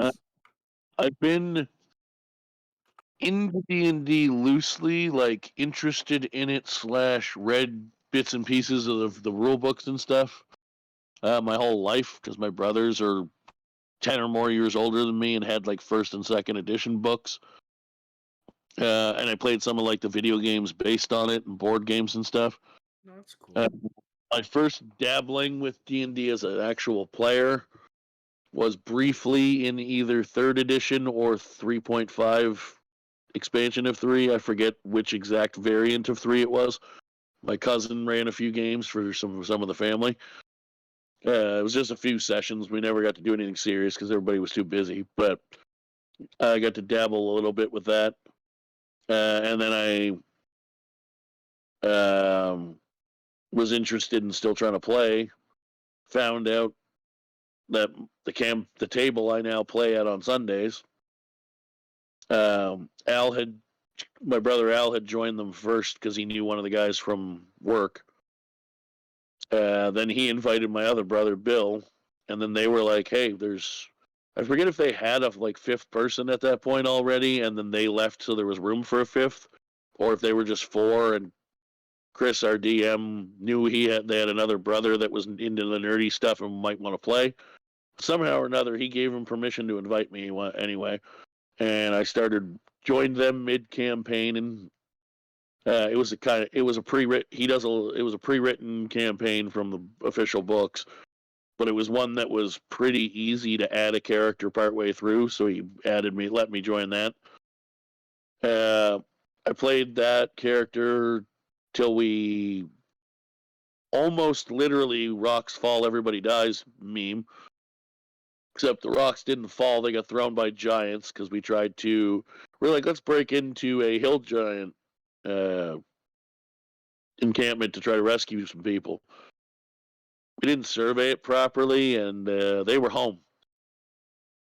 So we had about 15 hill giants throwing boulders at us as we terribly tried to escape and did not succeed.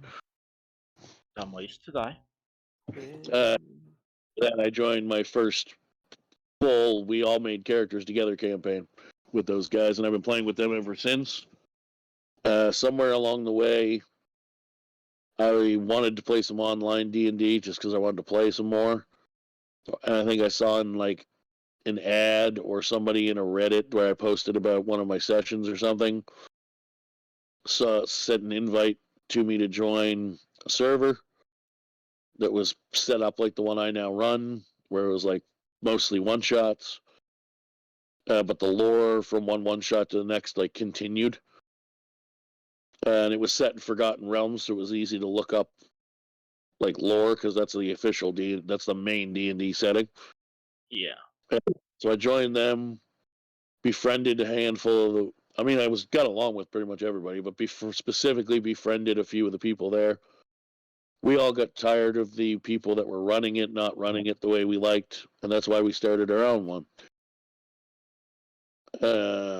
And I've been helping run that games in there and adminning the server since. And then you got me to join here for Clock Tower, and then a bunch of you guys were like, "We've never played D&D, but we've been hearing people say we should try it." And I'm like, yeah, Shadow kept pressuring, "Hey, let's do D&D," because we were doing Clock Tower. So, you'll love D&D. It's just like Clock Tower. Well, not really. I've watched the outside Xbox streams, and I always wanted to try D&D at some point. What about you, Proceeded? I forget exactly how I got into D&D, but one way or another I would have because my uncle loves D&D, so I would have gotten into it one way or another. What about you, Mia? Was it your husband? I had some cousins when I was a kid that got me started. Wow, really? I thought you were kind of new. Oh no. Yeah, we have. Talk about you and your husband used to play a lot. Yeah, he likes to DM. We have quite the expansive collection at my brother's house of not just D&D books of various generations, but a bunch of TTRPGs. We have a official. It's old. It's from like the early to mid '90s, but an official licensed WWF wrestling one, Dragon Ball Z one, a Ninja Turtles one, Cadillacs and Dinosaurs, Deadlands, which is a pretty popular one right now. It's like a Western vibe, but with like zombies and shit. I think we have a Conan the Barbarian universe one. We have a bunch of Rifts books, which are like a sci-fi type one. Oh, sci-fi ones would be kind of fun. They have a sci-fi world, D&D. Well, D&D does as well. Yeah, they have Spelljammer, but yeah, yeah, there's tons of them that we don't have books for either. But those are some of the highlights of my brother's collection. I thoroughly. But D&D 5e is the one that mostly sticks for me just because it's streamlined and not super complicated. You play it for like 3 sessions and you're like, oh yeah, I know how the sheet works now.